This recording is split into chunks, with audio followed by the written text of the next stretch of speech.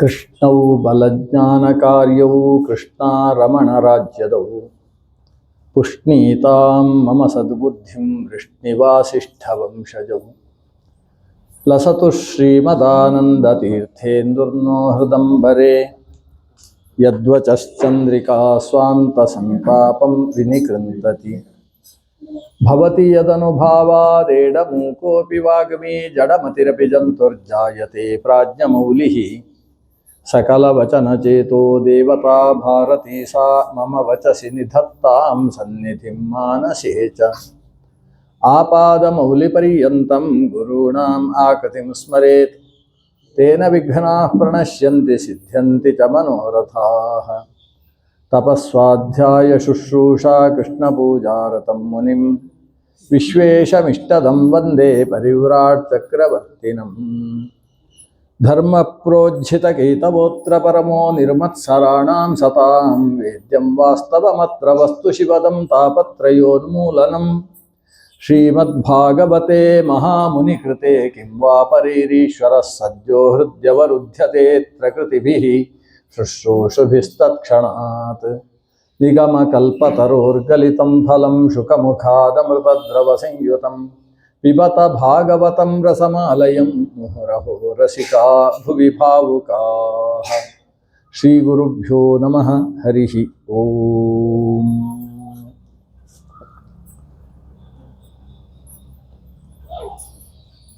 ಭಗವಂತ ಚತುರ್ಮುಖ ಬ್ರಹ್ಮನ ಮೂಲಕ ಲೋಕ ಸೃಷ್ಟಿಯನ್ನು ಮಾಡಿದ. ಆ ಲೋಕ ಸೃಷ್ಟಿಯಲ್ಲಿ ಸ್ವಯಂಭುವ ಮನು ಆತನ ಆವಿರ್ಭಾವ ಬಹಳ ಮುಖ್ಯವಾದದ್ದು. ಮನುವಿನ ಮಗ ಪ್ರಿಯವ್ರತ. ಪ್ರಿಯವ್ರತ ಮದುವೆ ಬೇಡ ಅಂತ ಅಂದುಕೊಂಡಿದ್ದ. ಮದುವೆ ಆಗಲೇಬೇಕು ಅಂತ ಚತುರ್ಮುಖ ಬಂದು ವ್ಯವಸ್ಥೆ ಮಾಡಿ ಹೋದ. ಕೊನೆಗೆ 2 ಮದುವೆ ಆದ. ಇದು ಸಮಸ್ಯೆ ಕೆಲವರು. ಅವ ಮದುವೆ ಬೇಡ ಅಂತ ಕೂತಿದ್ದ. ಚತುರ್ಮುಖ ಬಂದು ಹೇಳಿದ ಅವನಿಗೆ, ಯಾಕೆ ಮದುವೆ ಬೇಡ? ಅದಕ್ಕೆ ಇವೆ ಹೇಳಿದ, ಗೃಹಸ್ಥಾಶ್ರಮ ಅಂದರೆ ಹೊಂಡಕ್ಕೆ ಬಿದ್ದ ಹಾಗೆ. ನಾನು ಉತ್ತರಕ್ಕೆ ಊರ್ಧ್ವಕ್ಕೆ ಏರಬೇಕು. ಆ ರೀತಿಯ ಸಾಧನೆ ಮಾಡಬೇಕು ಅಂತಾದರೆ ನನಗೆ ಈ ಸಂಸಾರದ ಬಂಧನ ಇರಬಾರದು ಅಂತ ಹೇಳಿದ. ಅದಕ್ಕೆ ಚತುರ್ಮುಖ ಹೇಳಿದ, ನಾವೆಲ್ಲ ಈ ಗದ್ದೆಯನ್ನು ಉಳುವುದಕ್ಕೆ ಕಟ್ಟಿದ ಹೋರಿಗಳ ಹಾಗೆ ಇರತಕ್ಕಂಥವ್ರು. ಅವುಗಳ ಮೂಗಿಗೆ ಒಂದು ಹಗ್ಗ ಹಾಕಿರ್ತಾರೆ. ಆ ಮೂಗಿಗೆ ಹಾಕಿದ ಹಗ್ಗವನ್ನು ಹಿಡಿದ್ರೆ ನಾಸಾರಜ್ಜು ಅಂತ ಅದಕ್ಕೆ ಹೆಸರು. ನಾಸಾರಜ್ಜುವನ್ನು ಹಿಡಿದು ಆ ಕೃಷಿಕ ತನಗಿಂತ 4 ಪಟ್ಟು ಬಲಿಷ್ಠವಾದ ಹೋರಿಗಳನ್ನು ಹೇಗೆ ನಿಯಂತ್ರಿಸ್ತಾನೋ ಹಾಗೆ ಭಗವಂತ ವೇದಗಳೆಂಬಂತಹ ರಜ್ಜುವನ್ನು ಹಾಕಿ ಪಶುಗಳ ಹಾಗೆ ನಮ್ಮನ್ನೆಲ್ಲ ನಿಯಂತ್ರಿಸ್ತಾ ಇದ್ದಾನೆ. ವೇದಗಳೆಂಬ ತಂತ್ರೀಬದ್ಧರು. ತಂತ್ರಿ ಅಂದರೆ ರಜ್ಜು, ಹಗ್ಗ. ಅದರಿಂದ ಬದ್ಧರು ಈ ಪ್ರಪಂಚದ ಪ್ರತಿಯೊಬ್ಬ ವ್ಯಕ್ತಿ. ವೇದಗಳಲ್ಲಿ ಹೇಳಿದ್ದಾನೆ ಮದುವೆಯಾಗಿ ಸಂತಾನವನ್ನು ಪಡಿಬೇಕು ಅಂತ ವೇದ ಹೇಳಿದೆ. ಮದುವೆಯ ಸಮಗ್ರ ಪ್ರಕ್ರಿಯೆಗಳನ್ನು ಕೂಡ ವೇದ ನಿರೂಪಣೆ ಮಾಡ್ತದೆ. ಒಂದು ಪಾಣಿಗ್ರಹಣ ಮಾಡಿ ಹೆಣ್ಣನ್ನು ಎತ್ತುವುದಕ್ಕೂ ಕೂಡ ಗೃಭ್ಣಾಮೀತೆ ಸೌಭಗತ್ವಾಯ ಹಸ್ತಂ ಅಂತ ವೇದವೇ ಮಂತ್ರ ಹೇಳ್ತದೆ. ಆದ್ದರಿಂದ ವೇದ ಹೇಳಿದ ಹಾಗೆ ಬದುಕಬೇಕು. ಅದಕ್ಕೆ ಇವೆ ಹೇಳ್ತಾನೆ, ವೇದ ಹೇಗೆ ಗಾರ್ಹಸ್ಥ್ಯವನ್ನು ಹೇಳಿದೆಯೋ ಹಾಗೆ ಸನ್ಯಾಸವನ್ನು ವೇದವೇ ಹೇಳಿರುವುದು. ಅಂದ ವೇದಗರ್ಭನಾದಂತಹ ನೀನು ನಿನ್ನ 4 ಮುಖಗಳಿಂದ 4 ವೇದಗಳನ್ನು ಅಭಿವ್ಯಕ್ತಿಗೊಳಿಸಿದ್ದೆ. ಆ ವೇದಗಳಲ್ಲಿ ಸನ್ಯಾಸವನ್ನು ಕೂಡ ವೇದ ನಿರೂಪಣೆ ಮಾಡಿದೆ. ಆದ್ದರಿಂದ ಅಜೋಹ್ಯೇಕೋ ಜುಷಮಾಣೋನುಷೇತೆ ಜಹಾತ್ಯೇನಾಂ ಭುಕ್ತಭೋಗಾಂ ಅಜೋನ್ಯ ಅಂತ ಸ್ಪಷ್ಟವಾಗಿ ಸಂಸಾರದ ತ್ಯಾಗ ಮಾಡಿ ಇರಬೇಕು ಅಂತ ಶಾಸ್ತ್ರ ಹೇಳಿದೆ. ಅದನ್ನು ನಾನು ಮಾಡ್ತಾ ಇದ್ದೇನೆ. ಅದಕ್ಕೆ ಬ್ರಹ್ಮದೇವ ಹೇಳ್ತಾನೆ, ತ್ಯಾಗ ಮಾಡಬೇಕಾದ್ರೆ ಮೊದಲು ಹಿಡ್ಕೊಳ್ಬೇಕಲ್ವ. ಒಮ್ಮೆ ಸಂಸಾರ ಮಾಡಿಕೊಂಡು ಅದು ನಿಜವಾಗಿ ಹೊಂಡಕ್ಕೆ ಬಿದ್ದದ್ದು ಅಂತ ಅನಿಸಿದರೆ ಆಮೇಲೆ ಅದನ್ನು ಬಿಟ್ಟು ಹೊರಗೆ ಹೋಗಬೇಕು. ನೀನು ಸಂಸಾರವನ್ನೇ ಅನುಭವಿಸದೆ ಸಂಸಾರ ತ್ಯಾಗ ಮಾಡುವುದು ಅಂತ ಹೇಳಿದರೆ ಏನು ಅರ್ಥ? ಇದು ತ್ಯಾಗ ಅನ್ನೋದಕ್ಕೆ ಅರ್ಥ ಏನು? ಹಿಡ್ಕೊಂಡದ್ದನ್ನು ಬಿಡುವುದು ಅಂತ. ಇದು ಹಿಡ್ಕೊಳ್ಳಿಕ್ಕೆ ಇಲ್ಲ, ಬಿಡುವುದು ಅಂದರೆ ಎಂಥದ್ದು? ಬಿಡ್ಲಿಕ್ಕೆ ಎಲ್ಲಿ ಬರ್ತದೆ? ಅದಕ್ಕೆ ಹೇಳ್ತಾನೆ, ಅದು ಹಿಡ್ಕೊಂಡ್ರೆ ಬಿಡ್ಲಿಕ್ಕೆ ಆಗುದಿಲ್ಲ, ಅದಕ್ಕೆ ಹಿಡ್ಕೊಳ್ಳದೆ ಬಿಡುವುದು ಅಂತ 2 ಥರ ಉಂಟು. ಒಂದು ಹೊಂಡಕ್ಕೆ ಇಳಿದ್ರೆ ಹತ್ತಲಿಕ್ಕೆ ಆಗುವುದೇ ಇಲ್ಲ, ಆವಾಗ ಹೊಂಡಕ್ಕೆ ಇಳಿಯುವುದನ್ನೇ ತಪ್ಪಿಸಬೇಕೋ ಬೇಡೋ? ಹಾಗೆ ಸಂಸಾರದ ಒಳಗೆ ನಾವು ನುಗ್ಗಿದರೆ, ಒಂದು ವಿವಾಹ ಅನ್ನೋ ಸಂಸ್ಕಾರ ಘಟಿಸಿತು ಅಂತಾದರೆ ಆಮೇಲೆ ನಾವು ಒಂದು ಕುಣಿಯುವ ಗೊಂಬೆಗಳ ಹಾಗೆ ಇರಬೇಕಾಗ್ತದೆ. ಅದಕ್ಕೋಸ್ಕರ ನಾವು ಮದುವೆ ಆಗದೇ ಇದ್ರೇನೆ ಚಂದ. ಪ್ರಕ್ಷಾಲನಾಧಿಪಂಕಸ್ಯ ದೂರಾದ್ ಅಸ್ಪರ್ಶನಂ ವರಂ. ಬೇಕು ಅಂತ ಕೆಸರಿಗೆ ಕಾಲು ಹಾಕಿ ಮೈಯೆಲ್ಲ ಕೆಸರಾಯಿತು ಅಂತೇಳಿ ಆಮೇಲೆ ಬಂದು ರಿನ್ನು ಹಾಕಿ, ರಿನ್ನಲ್ವಾ ಸೋಪೆಲ್ಲ ಹಾಕಿ ಅದನ್ನು ತೊಳ್ಕೊಳ್ಳುವುದಕ್ಕಿಂತ ಆ ಕೆಸರಿಗೆ ಹೋಗದೇ ಇರತಕ್ಕಂಥದ್ದೇ ಹೆಚ್ಚು ಶ್ರೇಯಸ್ಕರ ಅಲ್ವೇ? ಆದ್ದರಿಂದ ನಾನು ಸಂಸಾರದಲ್ಲಿ ಬೀಳುವುದಿಲ್ಲ. ಚತುರ್ಮುಖ ಬ್ರಹ್ಮ ಹೇಳ್ತಾನೆ, ನೀನು ಸ್ವಾರ್ಥಿ. ಸ್ವಾರ್ಥ ಏನು ಹೇಳ್ತದೆ? ತಾನು ಮೋಕ್ಷಕ್ಕೆ ಹೋಗಬೇಕು ಅಂತ ಸ್ವಾರ್ಥ ಹೇಳ್ತದೆ. ಆದರೆ ಪರಾರ್ಥಿಯಾದಂತಹ ಉತ್ಕೃಷ್ಟ ವ್ಯಕ್ತಿ ಏನು ಮಾಡ್ತಾನೆ? ನನ್ನ ಜೊತೆಗೆ ಮತ್ತೊಬ್ಬರನ್ನೂ ಮೋಕ್ಷದ ಕಡೆಗೆ ಎತ್ತುವ ಕೆಲಸ ಮಾಡಬೇಕು ಅಂತ ಯೋಚನೆ ಮಾಡ್ತಾನೆ. ಗೃಹಾಶ್ರಮ ಅನ್ನುವುದು 4 ಜನರನ್ನು ಎತ್ತುವುದಕ್ಕಿರತಕ್ಕಂತಹ ಒಂದು ಆಶ್ರಮ.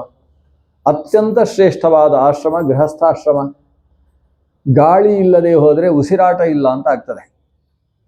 ಗಾಳಿಯನ್ನು ಆಶ್ರಯಿಸಿಕೊಂಡು ಸಮಗ್ರ ಚೇತನ ವರ್ಗ ಬದುಕಿ ನಿಂತಿದೆ. ಹೇಗೆ ಚೇತನ ಬದುಕುವುದಕ್ಕೆ ಗಾಳಿ ಎಂಬುದು ಆಶ್ರಯವೋ, ಹಾಗೆ 4 ಆಶ್ರಮಗಳೂ ಬದುಕುವುದಕ್ಕೆ ಗೃಹಸ್ಥಾಶ್ರಮ ಅನ್ನೋದು ಆಶ್ರಯ. ಯಥಾ ವಾಯುಂ ಸಮಾಶ್ರಿತ್ಯ ವರ್ತಂತೆ ಸರ್ವಜಂತವಃ ತಥಾ ಗೃಹಸ್ಥಮಾಶ್ರಿತ್ಯ ವರ್ತಂತೆ ಚತುರಾಶ್ರಮಾಃ. 4 ಆಶ್ರಮಗಳು ಕೂಡ ಗೃಹಸ್ಥನನ್ನು ಆಶ್ರಯಿಸಿ ನಿಂತಿದೆ. ಒಬ್ಬ ಬ್ರಹ್ಮಚಾರಿ ಸರಿಯಾಗಿ ಓದಬೇಕು ಅಂತಾದರೆ ಅವನಿಗೆ ಅನ್ನ ಮಾಡಿ ಹಾಕುವುದಕ್ಕೆ ಗೃಹಸ್ಥ ಬೇಕು. ಅವನು ವಾರಾನ್ನವನ್ನು ಬೇಡಿಕೊಂಡು ಭಿಕ್ಷೆ ಬೇಡಿ ಬದುಕತಕ್ಕಂಥವ ಬ್ರಹ್ಮಚಾರಿ. ಓದುವುದಕ್ಕೋಸ್ಕರ ತಾನು ಅಡಿಗೆ ಮಾಡುವುದಿಲ್ಲ. ಅವನ ಹೊಟ್ಟೆ ತುಂಬಿಸುವ ಜವಾಬ್ದಾರಿ ಅದು ಗೃಹಸ್ಥನದ್ದಾಗಿರ್ತದೆ. ಮತ್ತೊಬ್ಬ ಗೃಹಸ್ಥ ಬದುಕಬೇಕಾದರೂ ಕೂಡ ಮತ್ತೊಬ್ಬ ಗೃಹಸ್ಥ ತಾನು ತನ್ನ ಹೆಣ್ಣು ಮಗಳನ್ನು ಚೆನ್ನಾಗಿ ಬೆಳೆಸಿ ಉಭಯ ಕುಲ ಸಂತಾರಿಣಿಯಾಗುವ ಹಾಗೆ ಆಕೆಯನ್ನು ದಾನ ಮಾಡಿದರೆ ಇನ್ನೊಬ್ಬ ಗೃಹಸ್ಥ ಬದುಕುವುದಕ್ಕೆ ಸಾಧ್ಯವಾಗ್ತದೆ. ಹಾಗಾದರೆ ಗೃಹಸ್ಥನ ಇರವು ಗೃಹಸ್ಥನ ಅಧೀನವಾಗಿದೆ. ಸನ್ಯಾಸಿಗೆ ಭಿಕ್ಷೆ ಹಾಕುವುದಕ್ಕೆ ಗೃಹಸ್ಥನೇ ಬೇಕು. ಸ್ವತಃ ಸನ್ಯಾಸಿ ಅಡಿಗೆ ಮಾಡುವ ಹಾಗಿಲ್ಲ, ಅವನಿಗೆ ಅಗ್ನಿ ಸಂಬಂಧ ಇಲ್ಲ, ನಿರಗ್ನಿಯವ. ಹಾಗಾಗಿ ಗೃಹಸ್ಥ ಎಲ್ಲ ಆಶ್ರಮಕ್ಕೂ ಆಶ್ರಯನಾಗಿದ್ದಾನೆ. ಹಾಗಿದ್ದ ಆಶ್ರಮ ಎಲ್ಲ ಬಿಟ್ಟು ನಾನು ಮೋಕ್ಷಕ್ಕೆ ಹೋಗ್ತೇನೆ ಅಂತ ಹೇಳಿ ಇವ ಯಾರನ್ನೂ ಕರ್ಕೊಂಡು ಹೋಗದೆ ಹೋದರೆ ನೀರಿನಲ್ಲಿರುವ ಎಲೆಯ ಹಾಗಲ್ಲ ಗೃಹಸ್ಥ, ನೀರಿನಲ್ಲಿರುವ ದೋಣಿಯ ಹಾಗೆ. ನೀರಿನಲ್ಲಿದ್ದ ಎಲೆಯ ಮೇಲೆ ಯಾವುದೋ ಪ್ರಾಣಿ ಬಂದು ಕೂತ್ರೆ ಎಲೆ ಮುಳುಗುತ್ತೆ. ಆದರೆ ದೋಣಿಯಲ್ಲಿ 4 ಜನ ಬಂದು ಕೂತ್ರೆ ಅವರನ್ನು ತೇಲಿಸಿಕೊಂಡು ಆ ನದಿಯನ್ನು ದಾಟಿಸುವುದಕ್ಕೆ ದೋಣಿ ಹೇಗೆ ತಾನು ಅರ್ಹವಾಗ್ತದೋ ಹಾಗೆ ಗೃಹಸ್ಥ ತನ್ನ ಮನೆಗೆ 4 ಜನ ಬಂದರೆ ಆ ಎಲೆ ಮುಳುಗಿದ ಹಾಗೆ ತಾನೂ ಮುಳುಗಿ ಅವರಿಗೂ ಹೊಟ್ಟೆಗಿಲ್ಲ ತನಗೂ ಹೊಟ್ಟೆಗಿಲ್ಲ ಅನ್ನುವ ರೀತಿಯಲ್ಲಿ ಬದುಕುವುದಲ್ಲ. ದೋಣಿಯಲ್ಲಿ ಬಂದಂತಹ ವ್ಯಕ್ತಿಗಳನ್ನು ದಾಟಿಸುವ ಹಾಗೆ 4 ಜನಕ್ಕೆ ಮನೆಯಲ್ಲಿ ಅನ್ನ ಹಾಕಿ ಅವರಿಗೆ ವಿದ್ಯೆಯನ್ನು ಕೊಟ್ಟು ಅವರನ್ನು ಕೂಡ ಸಂಸಾರ ಸಾಗರವನ್ನು ದಾಟಿಸುವ ಕೆಲಸವನ್ನು ಗೃಹಸ್ಥ ಮಾಡಬೇಕು. ಹಾಗೆ ಮಾಡಿದರೆ ಅವ ಸನ್ಯಾಸಿಗಿಂತ ಮೇಲಿನ ಸ್ಥಾನ ಪಡಿತಾನೆ. ಗೃಹಾಶ್ರಮ ಕಿಮ್ನು ಕರೋತ್ಯವಧ್ಯಂ. ಅದು ಯಾರಿಗೆ? ಆತ್ಮರತೆ ಬುಧಸ್ಯ ಗೃಹಾಶ್ರಮ ಕಿಮ್ನು ಕರೋತ್ಯವಧ್ಯಂ. ಯಾರಿಗೆ ಭಗವಂತನಲ್ಲಿ ಭಕ್ತಿ ಇದೆ, ಜೊತೆಗೆ ಶಾಸ್ತ್ರ ತತ್ವವನ್ನು ಅರ್ಥ ಮಾಡಿಕೊಂಡಿದ್ದಾನೆ, ಜೊತೆಗೆ ಜಿತೇಂದ್ರಿಯ ಆಗಿರಬೇಕು. ಇಂದ್ರಿಯಗಳ ಹಿಡಿತ ಅವನಲ್ಲಿದೆ. ಇಂತಹ ಜಿತೇಂದ್ರಿಯಸ್ಯಾತ್ಮರತೇರ್ಬುಧಸ್ಯ ಗೃಹಾಶ್ರಮ ಕಿಮ್ನು ಕರೋತ್ಯವದ್ಯಂ. ಅಲ್ಲ, ಗೃಹಾಶ್ರಮದಲ್ಲಿದ್ದು ನಾನು ಕಷ್ಟ ಆಗ್ತದೆ, ಸಂಸಾರ ಸೆಳೆಯುತ್ತೆ ಅಂತ ಹೇಳುವುದಾದರೆ ಹಾಗಾದರೆ ಕಾಡಿಗೆ ಹೋಗ್ತೀಯಾ? ಹೋಗು ಅಂತ ಹೇಳ್ತಾನೆ ಬ್ರಹ್ಮ. ಹೋಗು ಕಾಡಿಗೆ. ನೀನು ಕಾಡಿಗೆ ಹೋಗುವಾಗ ಕಾಮ ಕ್ರೋಧ ಅನ್ನುವ ಒಟ್ಟು 6 ಜನ ಇದ್ದಾರಲ್ವಾ, ಷಡ್ವರ್ಗ ಅಂತ ಕರೀತಾರೆ. ಅಥವಾ ನಿನ್ನ ಬಂಧುಗಳು ಅಂತ ಅನ್ಕೋ. ಜೊತೆಗಿರುವಂಥವರಿಗೆ ಬಂಧುಗಳು ಅಂತ ಕರೆಯುವುದಾದರೆ ಕಾಮದಿಂದ ಜನಿತವಾದಂತಹ ಕ್ರೋಧ ಮತ್ತು ಲೋಭಗಳು, ಆಮೇಲೆ ಮೋಹ ಮತ್ತು ಮದಗಳು, ಕೊನೆಯಲ್ಲಿ ಒಂದು ಮಾತ್ಸರ್ಯ. ಈ ಬಂಧುಗಳ ಜೊತೆಗೆ ನೀನು ಕಾಡಿಗೆ ಹೋದಿ ಅಂತಾದರೆ ಕಾಡಿನಲ್ಲಿ ನಿನ್ನ ಮೋಕ್ಷ ಸಾಧನೆ ಆಗ್ತದ? ಸಂಸಾರಕ್ಕಿಂತ ದೊಡ್ಡ ಅಧಪಾತ ನಿನಗೆ ಆಗ್ತದೆ. ಹಾಗಾದರೆ ಯಥೋ ವಸಂತೆ ಸಹ ಷಟ್ಸಪತ್ನಾಹ. ಈ 6 ಶತ್ರುಗಳು ಜೊತೆಗೆ ವಾಸ ಮಾಡ್ತಾ ಇದ್ದಾರೆ ಅಂತಾದರೆ ಕಾಡಿಗೆ ಹೋದರೂ ಉದ್ಧಾರ ಇಲ್ಲ. ಆ 6 ಶತ್ರುಗಳನ್ನು ನೀನು ಗೆದ್ದಿದ್ದಿ ಅಂತಾದರೆ ಗೃಹಾಶ್ರಮದಲ್ಲಿದ್ದು ಸಮಸ್ಯೆ ಇಲ್ಲ. ಹಾಗಾದರೆ ನೀನು ಕಾಡಿಗೆ ಯಾಕೆ ಹೋಗಬೇಕು?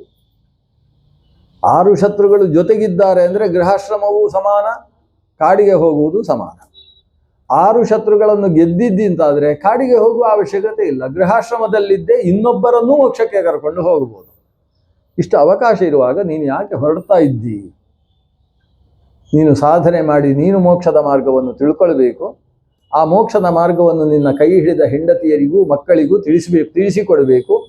ಜೊತೆಗೆ ಸಾಕಿದಂತಹ ಮಕ್ಕಳಿಗೆ, ನಿನ್ನ ಮಕ್ಕಳನ್ನೇ ನೀನು ಸಾಕಬೇಕು ಅಂತ ಶಾಸ್ತ್ರದಲ್ಲಿ ನಿಯಮ ಇಲ್ಲ. ಯಾರು ಓದುವುದಕ್ಕೆ ಬರ್ತಾರೆ, ನ ಕಂಚನ ವಸತವು ಪ್ರತ್ಯಾಚಕ್ಷೀತ, ವಸತಿಯ ವಿಷಯದಲ್ಲಿ ಯಾರಿಗೂ ಕೂಡ ಆಗೋಲ್ಲ ಅಂತ ಹೇಳಬಾರ್ದು. ಇದು ಗೃಹಸ್ಥನಿಗೆ ನಿಯಮ. ಬರ್ತೇನೆ ಅಂತ ಹೇಳಿದರೆ ಮನೆಯಲ್ಲಿ ಅವಕಾಶ ಕೊಡು. ಅವರಿಗೂ ಕೂಡ ಇವತ್ತು ಏಕಾದಶಿ ತಿನ್ನಬಾರ್ದು ಅಂತ ಹೇಳಬೇಕು ಅವರಿಗೆ. ಇಲ್ಲ ನಾನು ಅಲ್ಲಿಯದು ತಿಂತಿದ್ದೆ, ಇಲ್ಲಿ ತಿನ್ನಬಾರ್ದು, ತಿಳಿಸಿಕೊಡು. 4 ಜನಕ್ಕೆ ಸನ್ಮಾರ್ಗವನ್ನು ನೀನು ತಿಳಿಸಿಕೊಟ್ಟಿ ಅಂತಾದರೆ ಅದು ಗೃಹಸ್ಥ ಜೀವನದ ದೊಡ್ಡ ಸಾಧನೆ. ಅದನ್ನು ಮಾಡಬೇಕಪ್ಪ ಅಂತ ಬ್ರಹ್ಮ ಹೇಳಿದರೆ ಇವ ಕೈ ಮುಗಿದು ಅಸ್ತು ಅಂತ ಹೇಳಿದಂತೆ. ಪ್ರಿಯವ್ರತ ಹಾಗೆ 2 ಮದುವೆ ಆದದ್ದು. ಒಬ್ಬಳು ಊರ್ಜಸ್ವತಿ ಅಂತ ಹೆಸರು, ಆಕೆಯಲ್ಲಿ 10 ಜನ ಮಕ್ಕಳು. 2ನೇ ಹೆಂಡತಿಗೆ 2ನೇಯವಳು ಅಂತ ಹೆಸರು. ಅವಳಲ್ಲಿ 3 ಜನ ಮಕ್ಕಳು.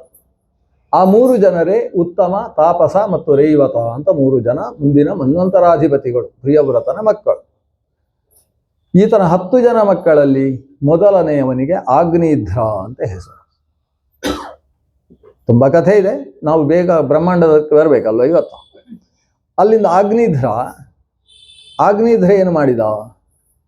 ಪ್ರಿಯವ್ರತನೂ ಕೂಡ 7 ಸಾಗರಗಳನ್ನು ನಿರ್ಮಿಸುವಲ್ಲಿ ತನ್ನದ್ದು ಒಂದು ಕೆಲಸ ಮಾಡಿದ್ದಾನೆ ಪ್ರಿಯವ್ರತ. ಅವನ ಮಗ ಆಗ್ನೇಧ್ರ, ಅವನಿಗೆ ಮಕ್ಕಳು ಬೇಕು ಅಂತ ಅನಿಸಿತು. ಮದುವೆ ಆಗಬೇಕು ಬೇಡೋ, ಕಾಡಿಗೋನ. ತುಂಬ ವಿಚಿತ್ರ, ಸೃಷ್ಟಿ ಆರಂಭದಲ್ಲಿ ನಡೆದದ್ದೇ.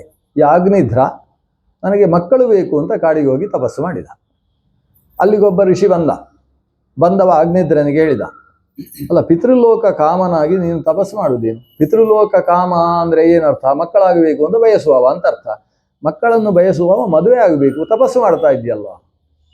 ಅದಕ್ಕೆ ಆಗ್ನೇಧ್ರ ಹೇಳಿದ, ನನ್ನ ಅಪ್ಪ ಅವನು ಮದುವೆ ಆಗುವುದಿಲ್ಲ ಅಂತ ಕೂತದ್ದಕ್ಕೆ ಬ್ರಹ್ಮದೇವ ಬಂದು ಮದುವೆ ಮಾಡಿಸಿದ್ದು. ಅದಕ್ಕೆ ನಮ್ಮಂಥ ಮಕ್ಕಳು ಸಿಕ್ಕಿದ್ದಾರೆ ನಮ್ಮ ಅಪ್ಪನಿಗೆ. ಹಾಗಾಗಿ ನಾನು ಮದುವೆ ಮಾಡಿಕೊಂಡು ತಪಸ್ಸು ಮಾಡುವುದಲ್ಲ, ಇದೇ ತಪಸ್ಸು ಮಾಡಿ ಯಾರಾದರೂ ಮದುವೆ ಮಾಡಿದರೆ ಮಾತ್ರ ಮದುವೆ ಆಗುವುದು ಅಂತ. ಈ ಒಂದು ವಂಶವೇ ಹೀಗಂತೆ. ಹಾಗಾಗಿ ಅವ ತಪಸ್ಸು ಮಾಡ್ತಾ ಇದ್ದರೆ ಬ್ರಹ್ಮದೇವರಿಗೆ ಅನಿಸಿತು, ಇವನಿಗೆ ಒಳ್ಳೆ ಮಗ ಬೇಕು ಅಂತ ತಪಸ್ಸು ಮಾಡ್ತಾ ಇದ್ದಾನೆ, ಆದ್ದರಿಂದ ಒಳ್ಳೆ ಹೆಂಡತಿಯನ್ನು ಕೊಡಬೇಕು ಇವನಿಗೆ ಅಂತ ಹೇಳಿ ಬ್ರಹ್ಮದೇವ ತನ್ನ ಸತ್ಯಲೋಕದಲ್ಲಿದ್ದಂತಹ ಅಪ್ಸರ ಸ್ತ್ರೀಯರಲ್ಲಿ ಒಬ್ಬಳಿಗೆ ಪೂರ್ವಚಿತ್ತಿ ಅಂತ ಹೆಸರು. ಆ ಪೂರ್ವಚಿತ್ತಿಯನ್ನು ಕಳಿಸ್ತಾನೆ. ನೀನು ಹೋಗು, ಆಗ್ನೇಧ್ರ ತಪಸ್ಸು ಮಾಡ್ತಾ ಇದ್ದಾನೆ, ಅವನ ಸುತ್ತಮುತ್ತ ಅವನನ್ನು ಆ ಕಡೆ ಈ ಕಡೆ ಓಡಾಡಿ ಅವನನ್ನು ನಿನ್ನ ಕಡೆಗೆ ಒಲಿಸಿಕೋ, ಅವನ ಜೊತೆಗೆ ಸಂಸಾರ ಮಾಡು, ಉತ್ತಮ ಸಂತಾನವನ್ನು ಕೊಟ್ಟು ಮತ್ತೆ ಬಾ ಅಂತ ಹೊಟ್ಟು ಕಳಿಸಿದ್ದಾನೆ. ಆಗ್ನೇಧ್ರ ಮತ್ತು ಪೂರ್ವಚಿತ್ತಿಯ ಒಂದು ವಿಶಿಷ್ಟವಾದ ಒಂದು ಪರಸ್ಪರ ಸಂಭಾಷಣೆ ಇತ್ಯಾದಿಗಳೆಲ್ಲ ಈ ಪಂಚಮಸ್ಕಂದದಲ್ಲಿ ತುಂಬ ಚೆನ್ನಾಗಿದೆ. ಶ್ಲೋಕ ರೂಪದಲ್ಲಿ ಸಂಭಾಷಣೆ ಎಲ್ಲ ಮಾಡ್ತಾರೆ. ಇಬ್ಬರು ಮದುವೆ ಆಗ್ತಾರೆ. ಮದುವೆಯಾಗಿ 9 ಜನ ಮಕ್ಕಳು ಆವಿರ್ಭವಿಸ್ತಾರೆ. ನೋಡಿ, ಆಗ್ನೇಧ್ರ ಮೊದಲಾದವರು 10 ಜನ ಇದ್ರ. ಆ 10 ಜನರಲ್ಲಿ 3 ಜನ ಅವರು ಬೇರೆ ಕಡೆಗೆ ಹೋಗ್ತಾರೆ, ತಪಸ್ವಿಗಳಾಗ್ತಾರೆ. ಇನ್ನು ಉಳಿದವರು 7 ಜನ. 7 ಜನರು ಭೂಮಿಯಲ್ಲಿದ್ದ 7 ದ್ವೀಪಗಳಿಗೆ ಅಧಿಪತಿಗಳಾಗ್ತಾರೆ. 7 ದ್ವೀಪಗಳು, ಈಗ ನಮ್ಮದು ಮಧ್ಯದಲ್ಲಿರುವ ಜಂಬೂದ್ವೀಪ ಇದೆ. ಈ ಜಂಬೂದ್ವೀಪಕ್ಕೆ ಅಧಿಪತಿಯಾಗಿದ್ದವನಿಗೆ ಆಗ್ನೇಧ್ರ ಅಂತ ಹೆಸರು. ಈ ಆಗ್ನೇಧ್ರನಿಗೆ 9 ಜನ ಮಕ್ಕಳು. ಈ 9 ಜನ ಮಕ್ಕಳಲ್ಲಿ ಮೊದಲನೆಯವ ನಾಭಿ ಅಂತ ಹೆಸರು, 2ನೇಯವ ಕಿಂಪುರುಷ ಅಂತ, 3ನೇಯವ ಹರಿ ಅಂತ ಹೆಸರು. ಹರಿ ಅಂತ ಅಲ್ಲಿಯೇ ಹೆಸರು ಇಡ್ಲಿಕ್ಕೆ ಶುರು ಮಾಡಿದ್ದಾರೆ.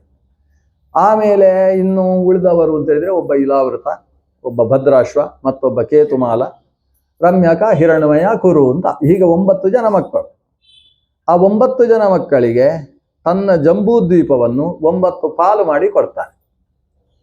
ಹಾಗಾಗಿ 9 ಜನರ 9 ರಾಜ್ಯಗಳು ಅಥವಾ 9 ದೇಶಗಳು ಈ ಜಂಬೂದ್ವೀಪದಲ್ಲಿ ನಿಷ್ಪನ್ನವಾಗ್ತಾರೆ. ಅದರಲ್ಲಿ ಮೊದಲನೆಯವ ನಾಭಿ. ನಾಭಿಗೆ ಸಂಬಂಧಪಟ್ಟ ದೇಶ ಇವತ್ತಿನ ಈ ಭಾರತ ವರ್ಷ. ಇದು ನಾಭಿಗೆ ಸಂಬಂಧಪಟ್ಟದ್ದು. ಮಧ್ಯದಲ್ಲಿರುವ ಜಂಬೂದ್ವೀಪದ ಕಥೆ ಇದು. ನಾವು ಜಂಬೂದ್ವೀಪ ಹೇಗಿದೆ, ಏನು ಕಥೆ ಅಂತ ತಿಳಿಯುವುದಕ್ಕಿಂತ ಮುಂಚೆ ನಾಭಿಯ ಕಥೆ ತಿಳಿಯೋಣ, ಯಾಕೆ ನಮ್ಮ ಊರಿಗೆ ಸಂಬಂಧಪಟ್ಟವ. ಈ ನಾಭಿ ಅವನಿಗೊಂದು ಮದುವೆ ಆಯಿತು ಪುಣ್ಯಕ್ಕೆ. ಇವರ ವಂಶದಲ್ಲಿ ಮೊದಲು ಸರಿಯಾಗಿ ಮದುವೆ ಆದದ್ದು ಇವನಿಗೆ. ನಾಭಿಗೆ ಒಂದು ಮೇರುದೇವಿಯ ಜೊತೆಗೆ ವಿವಾಹವಾಗ್ತದೆ. ಮೇರುದೇವಿ ಮತ್ತು ನಾಭಿ ಇಬ್ಬರು ಸೇರಿ ಒಳ್ಳೆ ಮಕ್ಕಳಾಗಬೇಕು ಅಂತ ಹೋಮ ಮಾಡಲಿಕ್ಕೆ ಶುರು ಮಾಡಿದ್ರು. ಇಲ್ಲಿ ತನಕ ತಪಸ್ಸು ಮಾಡ್ತಿದ್ರು ಮದುವೆಗಿಂತ ಮುಂಚೆ. ಇವರು ಯಜ್ಞ, ಮಹಾವಿಷ್ಣುವನ್ನು ಕುರಿತು ಒಂದು ಮಹಾಯಜ್ಞವನ್ನು ನೆರವೇರಿಸಿದ್ರು. ದೊಡ್ಡ ದೊಡ್ಡ ಮಹರ್ಷಿಗಳೆಲ್ಲ ಬಂದು ಯಾಗ ಮಾಡಿದರು. ಯಾಗದ ಕೊನೆಯಲ್ಲಿ ಸಾಕ್ಷಾತ್ ನಾರಾಯಣ ಪ್ರತ್ಯಕ್ಷ ಆಗಿಬಿಟ್ಟ. ಆ ಋಷಿಗಳಿಗೂ ಕಲ್ಪನೆ ಇರಲಿಲ್ಲ. ಎಲ್ಲ ಮಾಡಿ ಶ್ರೀ ಲಕ್ಷ್ಮೀನಾರಾಯಣ ಪ್ರಿಯತ ಅಂತ ಹೇಳುವಾಗ ಲಕ್ಷ್ಮೀನಾರಾಯಣ ಬಂದು ನಿಂತಿದ್ದಾನೆ. ನಿಂತಾಗ ಋಷಿ ಮುನಿಗಳಿಗೆ ಏನು ಮಾತಾಡಬೇಕು ಅಂತ ಗೊತ್ತಾಗ್ತಾ ಇಲ್ಲ. ಕೈ ಮುಗಿದಿದ್ದಾರೆ, ಬಂದಂತಹ ಭಗವಂತನ ಪಾದಕ್ಕೆ ನೀರು ಹಾಕಿದ್ದಾರೆ. ಕೈ ಮುಗಿದುಕೊಂಡು ವಿಚಿತ್ರವಾದ ರೀತಿಯಲ್ಲಿ ನಾರಾಯಣನನ್ನು ಸ್ತೋತ್ರ ಮಾಡ್ತಾರೆ. ಅವನ ಗುಣಪೂರ್ಣತೆ ಏನು, ಷಡ್ಗುಣೇಶ್ವರಿಯ ಸಂಪನ್ನತೆಯ ಆಂತರ್ಯ ಏನು, ಅವತಾರ ಯಾಕೆ ಮಾಡ್ತಾನೆ, ಅವತಾರ ಮಾಡದೇ ಯಾಕೆ ಇರ್ತಾನೆ ಕಲಿಯುಗದಲ್ಲಿ, ಎಲ್ಲ ವಿಷಯಗಳನ್ನು ಇಟ್ಟುಕೊಂಡು ದೇವರನ್ನು ಸ್ತೋತ್ರ ಮಾಡಿದರು. ಸ್ತೋತ್ರವನ್ನು ಕೇಳಿದ ದೇವರು ಹೇಳ್ತಾನೆ, ಒಳ್ಳೆ ಸ್ತೋತ್ರ ಮಾಡಿದ್ದೀರಿ, ತುಂಬ ಚೆನ್ನಾಗಾಯಿತು. ಏನೋ ಹೇಳಿದ್ರಲ್ವ, ನಿಮ್ಮ ರಾಜ ತಪಸ್ಸು ಮಾಡ್ತಾ ಇದ್ದಾನೆ, ಹೋಮ ಮಾಡ್ತಾ ಇದ್ದಾನೆ, ಅದಕ್ಕೆ ಉದ್ದೇಶ ಏನು ಹೇಳಿದ್ದು ಅಂತ ಮತ್ತೆ ಕೇಳಿದಾಗ ಇವರು ಮತ್ತೆ ಹೇಳಿದರು, ಇದು ನಿನಗೆ ಅವಮಾನ ಮಾಡುವುದು ಸ್ವಾಮಿ. ನಮ್ಮ ರಾಜ ದೇವರ ಹತ್ರ ಹೇಳುದು, ನಮ್ಮ ರಾಜ ನಿನಗೆ ಅವಮಾನ ಮಾಡ್ತಾ ಇದ್ದಾನೆ. ತದೇತದ್ದೇವ ಹೇಳನಂ ಯದ್ ಭವಾದೃಶೀಂ ಪ್ರಜಾಂ ಆಶಾಸಾನಃ. ನಿನಗೆ ಸದೃಶವಾದ ಮಗು ಬೇಕು ಅಂತ ಬಯಸಿ ಆತ ನಿನ್ನನ್ನು ಕುರಿತು ಹೋಮ ಮಾಡ್ತಾ ಇದ್ದಾನೆ ನೋಡು. ಬಯಸಿ ಹೋಮ ಮಾಡಬಾರ್ದು, ಬಯಸಿ ಮಾಡುವಂಥದ್ದು ತಪ್ಪು. ಅದು ನಿನ್ನನ್ನು ಅವಮಾನ ಮಾಡಿದ ಹಾಗೆ. ಯಾಕಂದರೆ ನಿನಗೆ ಅವನಿಗೆ ಏನು ಬೇಕು ಅಂತ ನಿಂಗೆ ಗೊತ್ತಿಲ್ಲ ಅಂತ ಅರ್ಥ ಅಲ್ವಾ ಇದರದ್ದು. ಯಾರಿಗೆ ಏನು ಬೇಕು ಅಂತ ಎಲ್ಲವನ್ನೂ ತಿಳಿದ ಸರ್ವಜ್ಞ ಶಕ್ತಿಯಾದಂತಹ ನಿನ್ನ ಮುಂದೆ ನನಗೆ ನಿನ್ನಂತಹ ಮಗು ಬೇಕು ಅಂತ ಇವ ಕೇಳಿಕೊಂಡು ತಾನು ಯಜ್ಞ ಮಾಡ್ತಾನೆ ಅಂತ ಆಡಿದ್ರೆ ಅದು ನಿನಗೆ ಮಾಡುವ ಅವಮಾನ, ದೇವಹೇಳನ. ಇದು ನಿಷ್ಕಾಮ ಕರ್ಮ ಅಲ್ಲ. ಈ ನಿಟ್ಟಿನ ಸಕಾಮ ಕರ್ಮವನ್ನು ಈತ ಮಾಡಿದ್ದಾನೆ ಸ್ವಾಮಿ ಅಂತ ನನ್ನನ್ನು ಹೇಳಿದ್ದೀರಲ್ವಾ, ಬ್ರಾಹ್ಮಣರ ಹತ್ರ ಹೇಳುವುದು ಭಗವಂತ. ಹೀಗೆ ಹೇಳಿದಿರಲ್ವಾ, ಈಗ ಅವನು ನಿನ್ನಂಥ ಮಗ ಬೇಕು ಅಂತ ನನ್ನ ಹತ್ರ ಕೇಳಿದರೆ ನನಗೆ ಸಮಸ್ಯೆ ಆಗ್ತಿರ್ಲಿಲ್ಲ. ಆದರೆ ನೀವು ಅದನ್ನು ಈಗ ಬಾಯಿಯಲ್ಲಿ ಪುನಃ ಆವರ್ತನೆ ಮಾಡಿದಿರಲ್ಲ, ಅವನಿಗೆ ಸಂಕಲ್ಪ ಮಾಡಿದವನಿಗೆ ಕೃಷ್ಣಾರ್ಪದ ಹೊತ್ತಿಗೆ ಮರೆತು ಹೋಗಿರುವ ಸಾಧ್ಯತೆ ಇದೆ. ಕೆಲವೆಲ್ಲ ಆರಂಭದಲ್ಲಿ ಸಂಕಲ್ಪ ಆಗ್ತದೆ, ಜ್ಞಾನಭಕ್ತಿ ವೈರಾಗ್ಯ ಸಿದ್ಧಾರ್ಥ ಅಂತೆಲ್ಲ ಪುರೋಹಿತರು ಸೇರಿಸಿರ್ತಾರೆ. ಕೊನೆಗೆ ಕೃಷ್ಣಾರ್ಪಣ ಬಿಡುವಾಗ ಯಾಕೆ ಮಾಡಿದ್ದು ಅಂತಲೇ ಅವನಿಗೆ ಗೊತ್ತಿರುವುದಿಲ್ಲ. ಇದು ಇವರು ಸೇರಿಸಿದ್ದು. ಸಂಕಲ್ಪ ಮಾಡಿದವರಿಗೆ ಕೊನೆಯ ತನಕ ಅದೇ ಜ್ಞಾನ ಇರಬೇಕು ಅಂತಿಲ್ಲ. ಆದರೆ ನೀವೀಗ ಅದನ್ನು ಜ್ಞಾಪಿಸಿದ್ರಲ್ವ, ಅದು ಸಮಸ್ಯೆ ಆಯಿತು. ಯಾಕಂದರೆ ನಿಮ್ಮ ಬಾಯಿಯಲ್ಲಿ ಬಂದ ಮಾತನ್ನು ಈಡೇರಿಸ್ತೇನೆ ಅಂತ ನನ್ನ ಸಂಕಲ್ಪ ಉಂಟು. ಬ್ರಹ್ಮವಾದೋ ನಮೃಷಾ ಭವಿತುಮರ್ಹತಿ ಮಮೈವ ಹಿ ಮುಖಂ ಯದ್ವಿಜ ದೇವಕುಲಂ. ಬ್ರಾಹ್ಮಣರ ಮಾತು ಸುಳ್ಳಾಗುವಂತಿಲ್ಲ. ಯಾಕಂದರೆ ಅವರು ನನ್ನ ಬಾಯಿಯಿಂದ ಮುಖದಿಂದ ಬ್ರಾಹ್ಮಣ ಆವಿರ್ಭವಿಸಿದ್ದಾನೆ. ಆದರೆ ನನ್ನನ್ನು ಬಾಯಿ, ನಾನು ಮಾತಾಡುವುದಿಲ್ಲ. ಬ್ರಾಹ್ಮಣರು ಮಾತಾಡಿದರೆ ನನ್ನ ಮಾತು ವಿಪ್ರವಾಕ್ಯೋ ಜನಾರ್ದನ. ಆದ್ದರಿಂದ ನಿಮ್ಮ ಮಾತನ್ನು ಈಡೇರಿಸುವ ಜವಾಬ್ದಾರಿ ನನಗಿದೆ. ನನ್ನಂಥ ಮಗ ಬೇಕಲ್ವ ಇವನಿಗೆ. ಆದರೆ ಒಂದು ಸಮಸ್ಯೆ ಏನು, ನನಗೆ ಸದೃಶನಾದ ಮತ್ತೊಬ್ಬ ಇಲ್ಲ. ಆದ್ದರಿಂದ ನನ್ನಂತಹ ಮಗ ಅವನಿಗೆ ಹುಟ್ಟುವುದಕ್ಕೆ ಸಾಧ್ಯ ಇಲ್ಲ. ಆದರೆ ಮಾತು ಸುಳ್ಳಾಗಬಾರ್ದು. ಅದಕ್ಕೆ ನನಗೆ ಸದೃಶ ಅಂದರೆ ನಾನೇ. ಅಹಮೇವ ಅಭಿರೂಪ. ನನಗೆ ನಾನೇ ಸದೃಶನಾದ್ರಿಂದ ಇವನಿಗೆ ನಾನೇ ಮಗನಾಗಿ ಹುಟ್ಟುತ್ತೇನೆ ಅಂತ ದೇವರು ಬ್ರಾಹ್ಮಣ ವಚನಕ್ಕೆ ಕಟ್ಟು ಬಿದ್ದು ನಾಭಿರಾಜನ ಮೊದಲ ಮಗನಾಗಿ ಋಷಭ ಅನ್ನೋ ಹೆಸರಿನಿಂದ ಆವಿರ್ಭವಿಸಿದ. ಇವನಿಗೆ ಋಷಭದೇವ ಅಂತ ಕರೀತಾರೆ. ಋಷಭದೇವನಿಗೆ ದೇವೇಂದ್ರ ಬಂದು ಮದುವೆ ಮಾಡಿಕೊಟ್ಟಂತೆ. ನಾಭಿಯ ಮಗ ಸಾಕ್ಷಾತ್ ಭಗವಂತ ಋಷಭ. ಅವನಿಗೆ ಒಂದು ಮದುವೆ ಮಾಡಿದ್ಯಾರು ಅಂದರೆ ದೇವೇಂದ್ರ. ದೇವಲೋಕದಲ್ಲಿ ಕರೆದು ಮದುವೆ ಮಾಡ್ಬೋದಿತ್ತು, ಅದು ಮಾಡಲಿಲ್ಲ. ಈ ಭೂಲೋಕದಲ್ಲಿ ಒಂದು ಕಲ್ಯಾಣ ಮಂಟಪ ನಿರ್ಮಾಣ ಮಾಡಿ ಅಲ್ಲಿ ಮದುವೆ ಮಾಡಿದ. ಅಲ್ಲಿಂದ ಹೆಣ್ಣು ತಂದು, ಆ ಹೆಣ್ಣಿನ ಹೆಸರು ಜಯಂತಿ ಅಂತ. ಜಯಂತಿಯನ್ನು ಋಷಭನಿಗೆ ಮದುವೆ ಮಾಡುವಾಗ ದೇವತೆಗಳೆಲ್ಲರೂ ಸಭಾಸದರಂತೆ.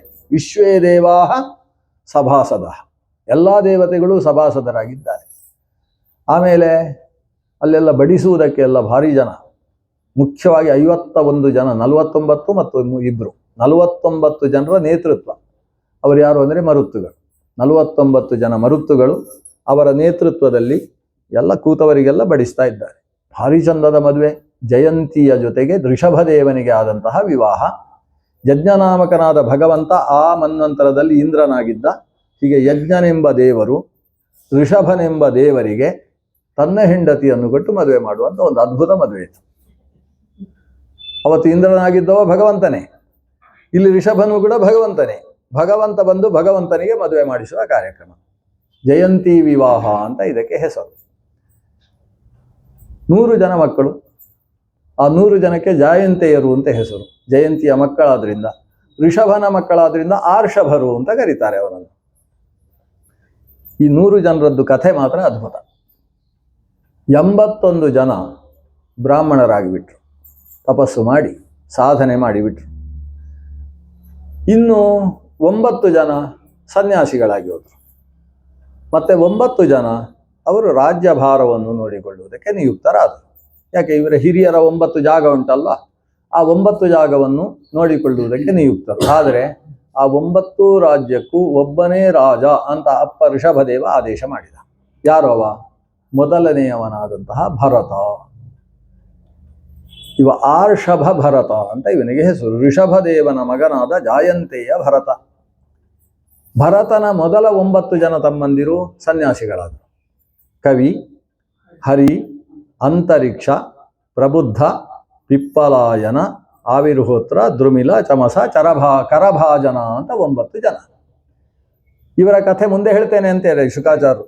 ಅದನ್ನು ಮುಂದೆ ಉಪರಿಷ್ಟಾದ್ ವಕ್ಷ್ಯಾಮಃ ಅಂತ ಅವರ ಕಥೆಯನ್ನು ಮುಂದಕ್ಕೆ ನಾವು ಹೇಳ್ತೇವೆ ಅಂತ. ಈಗ ಈ ಭರತನ ಕಥೆ ಕೇಳಿ. ಮೊದಲನೆಯವನಾದ ಭರತನನ್ನು ಮುಂದಿಟ್ಟುಕೊಂಡು ಋಷಭದೇವ ಹೇಳ್ತಾನೆ, ಭರತ, ನಿನಗೆ ಮದುವೆ ಮಾಡಿ ಆಗಿದೆ, ನೀನು ಸಿಂಹಾಸನದಲ್ಲಿ ಕೂತು ರಾಜ್ಯಭಾರವನ್ನು ನಡೆಸಬೇಕು, ನಿನ್ನ ತಮ್ಮಂದಿರನ್ನೆಲ್ಲ ಕರಿ ಅಂತ ಹೇಳ್ತಾನೆ. ಭರತ ಒಂದು ಕೂಗ ಹಾಕಿದರೆ 100 ಜನ ಸೇರಿದರು. ಸನ್ಯಾಸಿಗಳು ಸೇರಿದ್ದಾರೆ, ಬ್ರಾಹ್ಮಣರು ಸೇರಿದ್ದಾರೆ. 100 ಜನ. 100 ಜನರನ್ನು ಮುಂದಿಟ್ಟುಕೊಂಡು ಋಷಭದೇವ ಉಪನ್ಯಾಸ ಶುರು ಮಾಡಿದ. ಅಂದು ಉಪನ್ಯಾಸ ಮಾಡುವವರು ಯಾವತ್ತೂ ಮಕ್ಕಳನ್ನು ಜಾಸ್ತಿ ಪಡೆದಿರಬೇಕು. ಶ್ರೋತೃಗಳು ಅಷ್ಟಾದರೂ ಕನಿಷ್ಠ ಇರ್ತಾರಲ್ಲ. ಆದ್ದರಿಂದ ಇಲ್ಲಿ ಈಗ 100 ಜನ ಮಕ್ಕಳು ಸೇರಿದ್ದಾರೆ. ಉಪನ್ಯಾಸ ಪ್ರಾರಂಭ. ಆಶ್ಚರ್ಯ ಅಂದರೆ ಊರಿನ ಜನ ಎಲ್ಲ ಸೇರಿದ್ದಾರೆ. ಋಷಭ ತನ್ನ ಕಂಠದಿಂದ ಉಪದೇಶ ಮಾಡ್ತಾ ಇದ್ದಾನೆ. ಅದು ಕೂಡ ಸಾಧನ ಮಾರ್ಗದ ಉಪದೇಶ ನಡೀತಾ ಇದೆ. ಊರಿನಲ್ಲಿ ಒಂದು ಮನೆಯಲ್ಲಿ ಇಂಥ ಪುಟ್ಟ ಮಕ್ಕಳು ಉಳಿಲಿಲ್ಲ ಅಂತೆ. ಉಪನಯನ ಆಗಿದೆ, ಉಪಕರ್ಮ ಆಗಲಿಲ್ಲ, ಅಂಥ ಮಕ್ಕಳು ಓಡಿ ಬಂದರು ಅಗ್ನಿ ಕಾರ್ಯದ ತಟ್ಟೆ ಹಿಡ್ಕೊಂಡು. ಯಾಕಂದರೆ ಋಷಭದೇವರು ಹೇಳುವಂಥ ಉಪದೇಶ ಅಲ್ವಾ, ಅದನ್ನು ಕೇಳಬೇಕು ಅಂತ ಪ್ರತಿಯೊಬ್ಬರು ಬಂದಿದ್ದಾರೆ. ಆ ಕೋಟಿ ಜನರಿಗೆ ಕೇಳುವ ಹಾಗೆ ಉಪದೇಶ ಮಾಡಿದ್ದಾನೆ ಋಷಭದೇವ. ಅದಕ್ಕೆ ಋಷಭ ಗೀತೆ ಅಂತ ಹೆಸರು. ಪಂಚಮ ಸ್ಕಂದದಲ್ಲಿ ಬರುವ ದೊಡ್ಡ ಸುಂದರವಾದ ಉಪದೇಶ. ಸಂಸಾರದಲ್ಲಿ ಎಷ್ಟು ಅಂಟಬೇಕು, ಎಷ್ಟು ಅಂಟಬಾರದು, ಇದು ಅದರ ಮೂಲ ತತ್ವ. ಇದು ಇರಬೇಕು, ಇಲ್ಲದಿರಬೇಕು, ಹೇಸಿಗೆ ಸಂಸಾರದಲ್ಲಿ ಹೇಗೆ ಪದ್ಮಪತ್ರ ಮೀವಾಂಭಸ ಅಥವಾ ಪದ್ಮಪತ್ರ ಮೀವಾಂಭಸಿ. ನೀರಿನಲ್ಲಿ ಕಮಲ ಇರ್ತದೆ, ಕಮಲದ ಎಲೆ ಇರ್ತದೆ. ಕಮಲದ ಎಲೆ ಅಂದರೆ ಕಮಲದ ಎಸಳು ಅಂತ ಇಟ್ಟುಕೊಳ್ಳಿ. ಆ ಕಮಲ ನೀರಿನಲ್ಲಿ ನೀರಿಲ್ಲ ಅಂದರೆ ಕಮಲ ಬಾಡಿ ಹೋಗ್ತದೆ. ಆದರೆ ಕಮಲ ಇರುವುದಕ್ಕೆ ನೀರು ಅನಿವಾರ್ಯ. ಆದರೆ ಆ ನೀರಿನಲ್ಲೇ ಇರುವ ಕಮಲ ನೀರನ್ನು ಚೂರೆ ಅಂಟಿಸಿಕೊಳ್ಳುವುದಿಲ್ಲ, ನೀರಿನಲ್ಲಿ ತೇಲ್ತಾ ಇರ್ತದೆ. ಸ್ವಲ್ಪ ಅದರ ಎಲೆಯನ್ನು ತೆಗಿರಿ, ಅದರ ನೀರು ಏನಾದರೂ ಅದಕ್ಕೆ ಅಂಟಿದರೆ ಅದು ಮುತ್ತಿನ ಹಾಗೆ ನಿಂತಿರ್ತದೆ. ಜಾಡಿಸಿದರೆ ಸಾಕು, ಜಾರಿ ಬೀಳ್ತದೆ, ನೀರನ್ನು ಅಂಟಿಸಿಕೊಳ್ಳುವುದೇ ಇಲ್ಲ. ಸಂಸಾರದಲ್ಲಿ ನಾವು ಕಮಲದ ಹಾಗಿರಬೇಕು. ಸಂಸಾರ ಇಲ್ಲದೆ ಹೋದರೆ ನಮ್ಮ ಬದುಕು ಇಲ್ಲ. ಸಮಾಜದ ಒಳಗೆ ಬದುಕುವ ಅನಿವಾರ್ಯತೆ ಜೀವನಿಗಿದೆ. ಅವನು ಈ ಸಂಸಾರವನ್ನು ದಾಟುವುದಕ್ಕೋಸ್ಕರ ಇರುವವಲ್ಲವೇ. ಸಂಸಾರ ಅನ್ನೋದು ನದಿ ಹೌದಾದರೆ ನದಿಯನ್ನು ದಾಟುವವ ನದಿಯನ್ನು ಮುಟ್ಟುವುದಿಲ್ಲ ಅಂತ ಕೂತ್ರೆ ಹೇಗೆ ದಾಟಲಿಕ್ಕೆ ಸಾಧ್ಯ? ಸೇತುವೆ ಇಲ್ಲ ನದಿಗೆ, ದೋಣಿಯೂ ಇಲ್ಲ. ನದಿಯನ್ನು ದಾಟುವ ಬಗೆ ಹೇಗೆ? ನೀರಿಗೆ ಧುಮುಕಬೇಕು, ಈಜಬೇಕಷ್ಟೇ. ನೀರಿಗೆ ಧುಮುಕುವುದಿಲ್ಲ, ನದಿ ದಾಟಬೇಕು ಅಂತ ಇಲ್ಲಿ ಕೂತ್ಕೊಂಡು ನಾರಾಯಣ ಅಷ್ಟಾಕ್ಷರ ಜಪ ಮಾಡ್ತಾ ಕೂತ್ರೆ ಇವ ನದಿ ದಾಟುವುದಕ್ಕೆ ಸಾಧ್ಯ ಆಗ್ತದ? ಹಾಗಾದರೆ ನದಿಯನ್ನು ದಾಟಬೇಕಾದವ ನದಿಯಲ್ಲಿ ಇಳಿಯಲೇಬೇಕು. ಹೇಗೋ ಸಂಸಾರವನ್ನು ದಾಟಬೇಕಾದವ ಸಂಸಾರದಲ್ಲಿ ಇಳಿಬೇಕು, ಆದರೆ ಮುಳುಗಬಾರ್ದು. ನದಿ ದಾಟಬೇಕು ಅಂತ ನದಿಗೆ ಢಂಗ್ ಅಂತ ಒಂದು ಹಾರೋದು ಮೇಲಿನಿಂದ, ಆಮೇಲೆ ಎಲ್ಲ ನೋಡ್ತಾ ಇರೋದು ಎಷ್ಟೊತ್ತಿಗೆ ಹೇಳ್ತಾನೆ, ಹೇಳಲಿಕ್ಕೆ ಇಲ್ಲ. ಇವ ನದಿ ದಾಟ್ಲಿಕ್ಕೆ ಆಗ್ತದ? ನದಿಗೆ ಬಿದ್ದವ ಮುಳುಗಬಾರ್ದು, ತೇಲಬೇಕಲ್ವಾ? ಹಾಗೆ ಸಂಸಾರಕ್ಕೆ ಬಿದ್ದವ ಸಂಸಾರದಲ್ಲಿ ಮುಳುಗದೆ ಸಂಸಾರದಲ್ಲಿ ತೇಲಬೇಕು. ತೇಲುವಾಗಲೂ ಕೂಡ ಮೈಗೆಲ್ಲ ಅಂಟಿಸಿಕೊಳ್ಬಾರ್ದು. ಆ ನದಿಯಲ್ಲಿ ಬೇಕಾದಷ್ಟು ಇರ್ತದೆ. ಶೈವಾಲ ಅಂತ ಕರಿತೇವೆ, ಪಾಚಿಗಳೆಲ್ಲ ಇರ್ತವೆ. ಈಗ ಇನ್ನು ಹಾಕಿದಂಥ ಪ್ಲಾಸ್ಟಿಕ್ಗಳಂತೂ ಸಿಕ್ಕಾಬಟ್ಟೆ ಇರ್ತವೆ. ಅವನ್ನೆಲ್ಲ ಅಂಟಿಸಿಕೊಂಡ್ರೆ ರೋಗ ಬರ್ತದೆ. ಯಾವುದು ಅಂಟಿಸಿಕೊಳ್ಳದೆ ನೀರನ್ನು ದಾಟಬೇಕಲ್ವಾ? ಹಾಗೆ ಇರಬೇಕು ಇಲ್ಲದಿರಬೇಕು ಎಂಬ ನ್ಯಾಯದ ಪ್ರಕಾರ ಸಂಸಾರದಲ್ಲಿ ಇದ್ದು ಸಂಸಾರವನ್ನು ಅಂಟಿಸಿಕೊಳ್ಳದೆ, ಮನೆಯವರು ಎಷ್ಟು ಬೈತಾ ಇದ್ರು ಕೇಳಿಸಿಕೊಳ್ಬೇಕು, ಆದರೆ ಒಳಗೆ ಹೋಗ್ಬಾರ್ದು. ಮನೆಯವರು ಅಂದರೆ ಗಂಡ ಹೆಂಡತಿಗೆ, ಆಯ್ತಾ? ಅದು ಎಷ್ಟು ಬೈದ್ರು ಸುಮ್ಮನೆ ಕೇಳಿಸ್ತಾ ಇರಬೇಕು, ಅಂಟಿಸಿಕೊಳ್ಬಾರ್ದು. ನಮ್ಮ ದಾಕ್ಷಾಯಣಿ ದೇವಿ ಪಾಪ ರುದ್ರನಿಗೆ ಏನೆಲ್ಲ ಹೇಳಿದ್ಲು, ನೀವು ಬರುವುದಿಲ್ವಾ, ನಿಮಗೆ ತಾತ್ಸಾರ ಅಲ್ವಾ, ನಮ್ಮ ತವರು ಮನೆ ಅಂದರೆ ತಾತ್ಸಾರ ಅಲ್ವಾ ನಿಮಗೆ, ನೀವು ಬರುವುದಿಲ್ಲ. ದೊಡ್ಡ ಹೋಮ ಅಂತೆ, ಎಲ್ರಿಗೂ ಆಹ್ವಾನ. ಆಕಾಶದಲ್ಲಿ ಸೂರ್ಯನ ನೆರಳು ಭೂಮಿಗೆ ಬೀಳ್ತಾ ಇಲ್ಲ, ಸೂರ್ಯನ ಬಿಸಿಲು ಬೀಳ್ತಾ ಇಲ್ಲ, ಅಷ್ಟು ವಿಮಾನ ಆಕಾಶದಲ್ಲಿ ಹೋಗ್ತಾ ಇದೆ ದಕ್ಷ ಪ್ರಜಾಪತಿ ನಡೆಸುವ ಯಾಗಕ್ಕೆ ಅಂತ. ಅಷ್ಟು ಜನ ಎಲ್ಲ ಆಹ್ವಾನ ಬಂದ ಕೂಡಲೇ ಹೊರಟಿದ್ದಾರೆ. ನಮಗೊಂದು ಆಹ್ವಾನ ಬರಲಿಲ್ಲ ಅಂತ ನೀವು ಬರುವುದಿಲ್ಲ ಅಲ್ವಾ ಅಂತ ಹೇಳ್ತಾ ಇದ್ರೆ ಇವನು ಸುಮ್ಮನೆ ಕೂತು ಜಪ, ರುದ್ರದೇವಂತ ಅಷ್ಟೇ ಜಪ. ಕೊನೆಗೆ ಒಂದು ಹೇಳಿದ, ಹೋಗಲೇಬೇಕು ಅಂತ ಆದರೆ ನೀನು ಹೋಗಮ್ಮ, ನಾನು ಬರೋದಿಲ್ಲ ಅಂತ ಹೇಳಿದ. ಹೋದ್ಲು ಪಾಪ, ಆಮೇಲೆ ಬರಲೇ ಇಲ್ಲ. ಒಟ್ಟಂದದಲ್ಲಿ ಸಂಸಾರದಲ್ಲಿ ಹೇಗಿರಬೇಕು, ಇದ್ದೂ ಇಲ್ಲದಂತಿರಬೇಕು ಅನ್ನುವ ನೀತಿಯನ್ನು ನಿರೂಪಿಸ್ತಕ್ಕಂಥ ಋಷಭದೇವನ ಅದ್ಭುತವಾದಂತಹ ವಿಚಾರಧಾರೆ, ಅದಕ್ಕೆ ಋಷಭಗೀತೆ ಅಂತ ಹೆಸರು. ಅದರಲ್ಲಿ ಇನ್ನೊಂದು ಮಾತು ಹೇಳ್ತಾನೆ, ದೇವರ ಬಗ್ಗೆ ನಿನಗೆ ತಿಳಿಸಿಕೊಡದೇ ಇದ್ದ ಅಮ್ಮ ಇದ್ರೆ ಅವಳನ್ನು ಅಮ್ಮ ಅಂತ ಕರಿಬೇಡ, ಏನು ಅಂತ ಕರಿಬೇಕು, ಮಮ್ಮಿ ಅಂತ ಕರಿಬೇಕು. ಜರನಿ ನಸಾಸ್ಯಾತ್ ಗುರುರ್ನ ಸಸ್ಯಾತ್. ಯಾರು ನಿನಗೆ ದೇವರ ಬಗ್ಗೆ ಸಂಸಾರದಿಂದ ಬಿಡುಗಡೆಗೆ ಬೇಕಾದ ದೈವಿ ಪ್ರಪಂಚದ ಅರಿವನ್ನು ಹುಟ್ಟಿಸುವುದಿಲ್ಲವೋ ಅವನನ್ನು ಗುರು ಅಂತ ಕರೆಯಬೇಡ. ಯಾರು ಸಂಸಾರದಲ್ಲೇ ಅಂಟುವುದಕ್ಕೆ ಬೇಕಾದ ವಿಷಯಗಳನ್ನಷ್ಟೇ ಹೇಳ್ತಾನೆ, ಸಂಸಾರದ ನಮೋಚಯೇದ್ಯ, ಈ ಬಂಧದಿಂದ ಮೋಚನೆಗೆ ಬೇಕಾದ ವಿಷಯಗಳನ್ನು ಆತ ತಿಳಿಸಿಕೊಡುವುದಿಲ್ಲವೋ ಆತ ಅಪ್ಪ ಅಲ್ಲ, ಜನಕ ಅಲ್ಲ, ಈಕೆ ಜನನಿ ಅಲ್ಲ. ಹಾಗಾದ್ರೆ ಯಾರು ಕರಾಗ್ರೇ ವಸತೆ ಲಕ್ಷ್ಮಿ ಅಂತ ಹೇಳಿಕೊಡ್ತಾರೆ ಅವರಿಗೆ ಜನನಿ ಅಂತ ಹೆಸರು, ಟ್ವಿಂಕಲ್ ಅಂತ ಅಷ್ಟೇ ಹೇಳಿಕೊಡ್ತಾರಲ್ಲ ಅವರಿಗೆ ಮಮ್ಮಿ ಅಂತ ಹೆಸರು. ಹಾಗಾಗಿ ಮಕ್ಕಳಿಗೆ ಭಗವದ್ ವಿಷಯದಲ್ಲಿ ತಿಳಿಸಿಕೊಡತಕ್ಕಂತಹ ಪೋಷಕರಿರತಕ್ಕದ್ದು.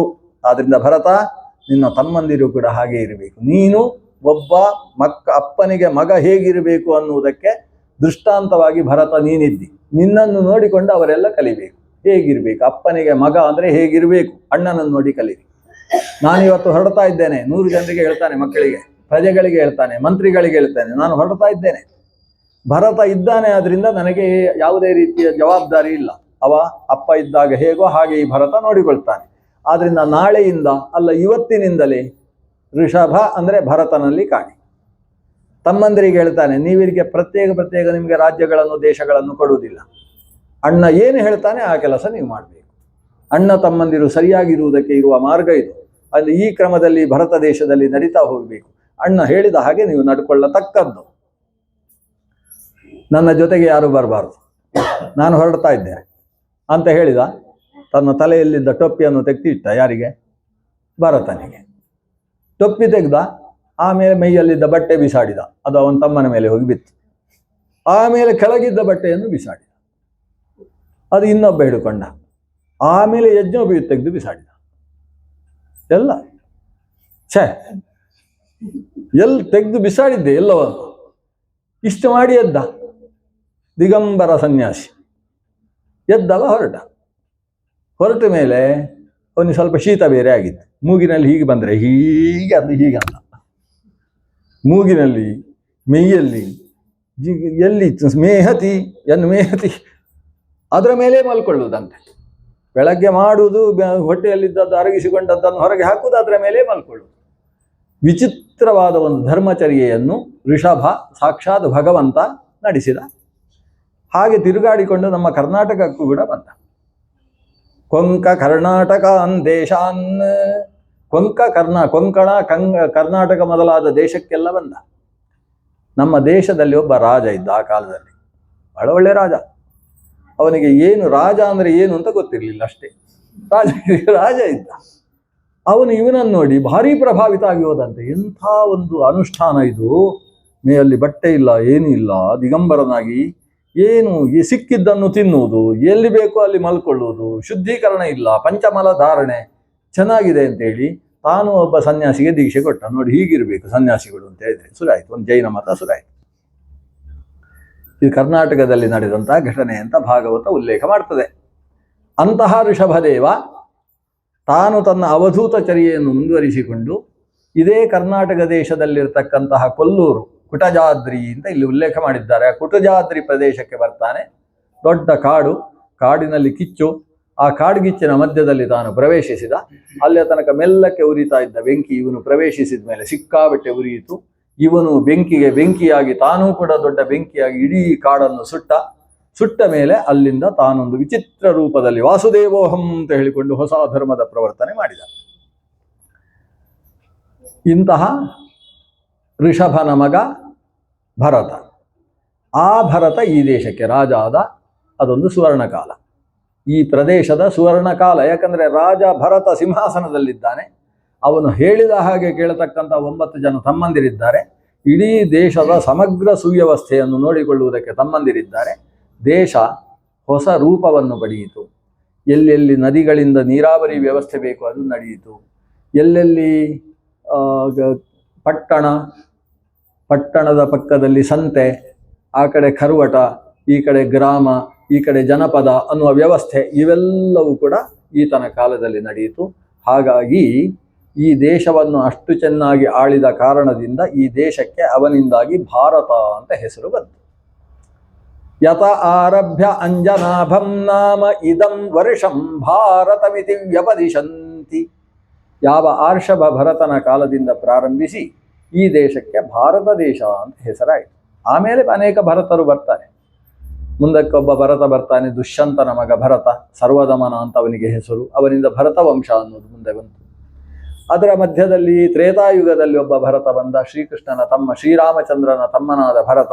ಅವ 14 ವರ್ಷ ಈ ದೇಶವನ್ನು ಆಳಿದ.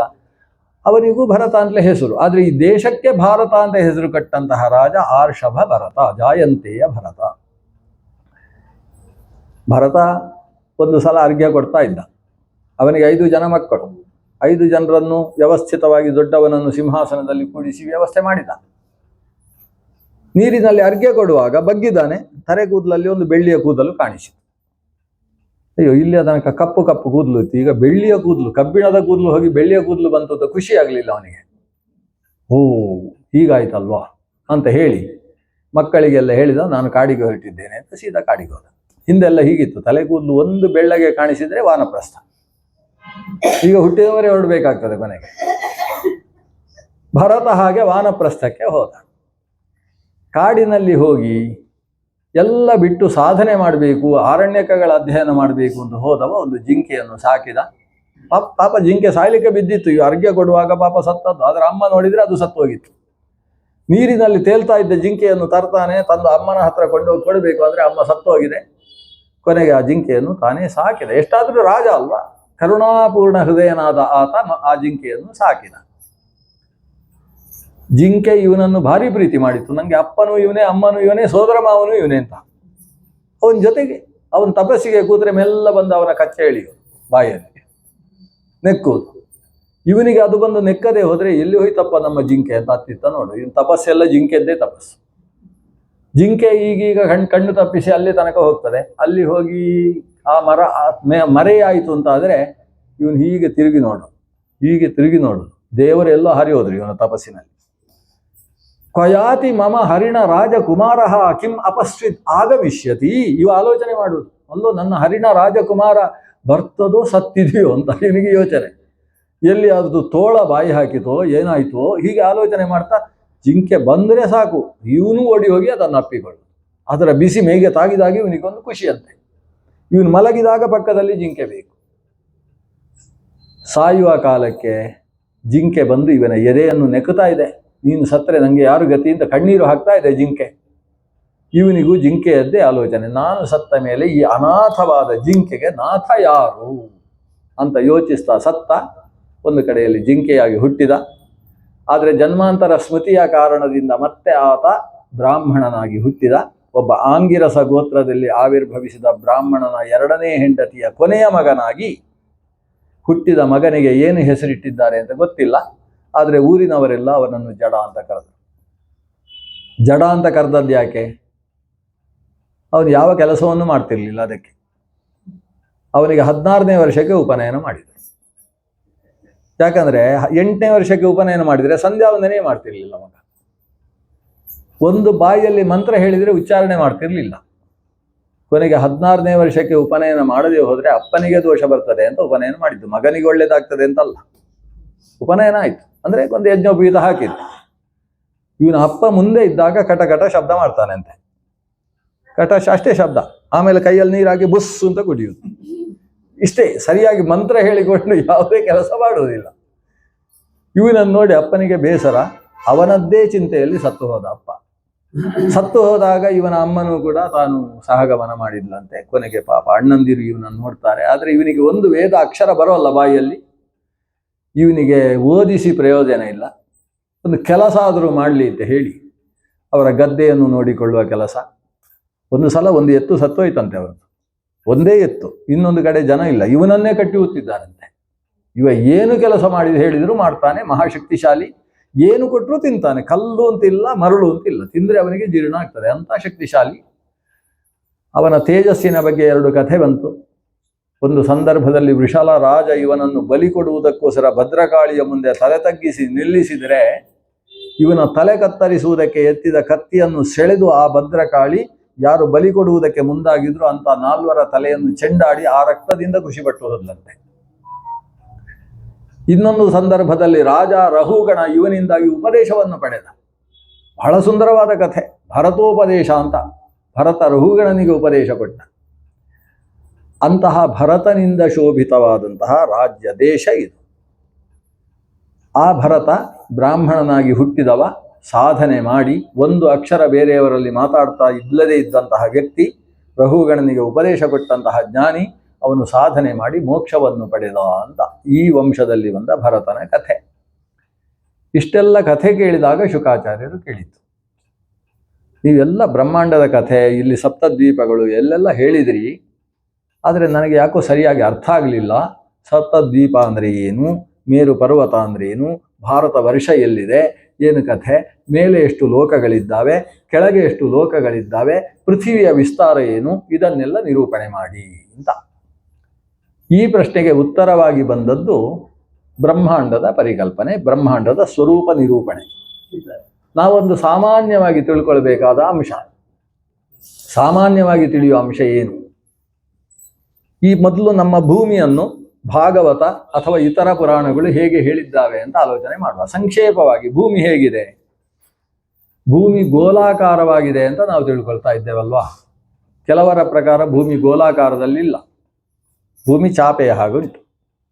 ಹಿರಣ್ಯಾಕ್ಷ ಒಂದು ಸಲ ಈ ಭೂಮಿಯನ್ನು ಮುಳುಗಿಸಬೇಕಾದ್ರೆ ಏನು ಮಾಡಿದಂತೆ, ಭೂಮಿಯನ್ನು ಮಡಿಚಿ, ಮಾಂಬಳ ಎಲ್ಲ ಮಡಿತಾರಲ್ಲ, ಚಾಪೆ ಮಡಿಚಿದ ಹಾಗೆ ಮಡಿಚಿ ಅದನ್ನು ಇಲ್ಲಿ ಇಟ್ಟುಕೊಂಡು ಹೊರಟಿದ್ದಂತೆ ಹಿರಣ್ಯಾಕ್ಷ. ಹೀಗೆ ಭೂಕಟ ಅಂತ ಅದನ್ನು ವರ್ಣನೆ ಮಾಡಿದ್ದೆಲ್ಲ ಕಾಣಿಸ್ತದೆ. ಅಲ್ಲ, ಭೂಮಿಯನ್ನು ಹಾಗೆ ಮಡಿಚಿದ್ರೆ ನಾವೆಲ್ಲ ಎಲ್ಲಿದ್ವಿ? ನಾವೆಲ್ಲ ಚಾಪೆ ಮಡಿಚಿದಾಗ ಜಿರಳೆ ಮತ್ತು ಇರುವೆ ಅದರಲ್ಲೇ ಇರುವುದಿಲ್ಲ, ಹಾಗಿದ್ದದ್ದು. ಅಂತೂ ಈ ಭೂಮಿಯನ್ನು ಮಡಿಚಿಕೊಂಡವ ಹಿಡ್ಕೊಂಡು ಹೋಗಿದ್ದ ಅಂತ ಹೀಗೂ ಕಥೆ ಇದೆ. ಅದು ಕವಿ ವರ್ಣನೆ ಅಂತ ಅದನ್ನು ಪರಿಗಣಿಸಬೇಕು. ಭೂಮಿ ಹಾಗೆ ಹಪ್ಪಳದ ಹಾಗಿದ್ದದ್ದು ಭೂಮಿ ಅಲ್ಲ. ಮತ್ತೆ ಹೇಗೆ? ಹಪ್ಪಳ ಮಾಡುವುದಕ್ಕಿಂತ ಮುಂಚೆ ಇರ್ತದಲ್ವ, ಅದರ ಹಾಗಿದ್ದು. ಚಪಾತಿ ಮಾಡುವುದಕ್ಕಿಂತ ಮುಂಚೆ ಉಂಡೆ ಇರುತ್ತಲ್ವ, ಅದರ ಹಾಗೆ ಭೂಮಿ. ಆದ್ರಿಂದ ಇದು ಭೂಗೋಲ ಅಂತ ಇದನ್ನು ಶಾಸ್ತ್ರ ವ್ಯವಹಾರ ಮಾಡುವುದು. ಗೋಲಾಕಾರದಲ್ಲಿ ಉಳ್ಳದ್ದು ಭೂಮಿ. ಈ ಭೂ ಎಂಬ ಗೋಲದ ಮೇಲ್ಪದರ ಉಂಟಲ್ವ, ಅಲ್ಲಿ ನಮ್ಮ ವಾಸ ಇದೆ. ಗೋಲದಲ್ಲಿ ಮೇಲ್ಪದರದಲ್ಲಿ ನಮ್ಮ ವಾಸ. ಸರಿ, ಹಾಗಾದರೆ ಭೂಮಿಯ ಒಳಗೇನಿದೆ? ಗೋಲ ಅಂದರೆ ಒಳಗೆ ಟೊಳ್ಳಿದೆಯಾ, ಏನು ಕತೆ? ಚೆಂಡಿನ ಹಾಗೋ ಅಥವಾ ಚಪಾತಿ ಮುದ್ದೆಯ ಹಾಗೋ ಅಂತ. ಚಪಾತಿ ಮುದ್ದೆಯ ಹಾಗಿದೆ. ಆ ಮುದ್ದೆಯಲ್ಲಿ ಅಲ್ಲಲ್ಲಿ ಟೊಳ್ಳು ಜಾಗಗಳಿದ್ದಾವೆ ಭೂಮಿಯ ಒಳಗೆ. ಆ ಟೊಳ್ಳು ಜಾಗಗಳನ್ನು ಬಿಲಸ್ವರ್ಗಗಳು ಅಂತ ಕರೀತಾರೆ. ಭೂಮಿಯ ಒಳಗಿರುವ ಬಿಲಸ್ವರ್ಗಗಳು.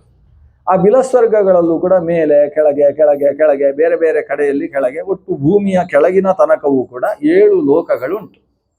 ಆ 7 ಲೋಕಗಳಿಗೆ ಅತಲ, ವಿತಲ, ಸುತಲ, ರಸಾತಲ, ತಲಾತಲ, ಮಹಾತಲ, ಪಾತಲ. ಆ ಪಾತಲದ ಕೆಳಗೆ ತಲ ಉಂಟಾ? ಇದೆಲ್ಲ ತಲಲೋಕಗಳು ಅಂತ ಇದಕ್ಕೆ ಹೆಸರು. ಪಾತಲದ ಕೆಳಗೆ ತಲ ಇಲ್ಲ. ಪಾತಲದ ತಲವೇ ಕೊನೆ. ಅದಕ್ಕೋಸ್ಕರ ಸ್ವಲ್ಪ ಎಳೆದು ಪಾತಾಲ ಅಂತ ಕರೆಯೋದು.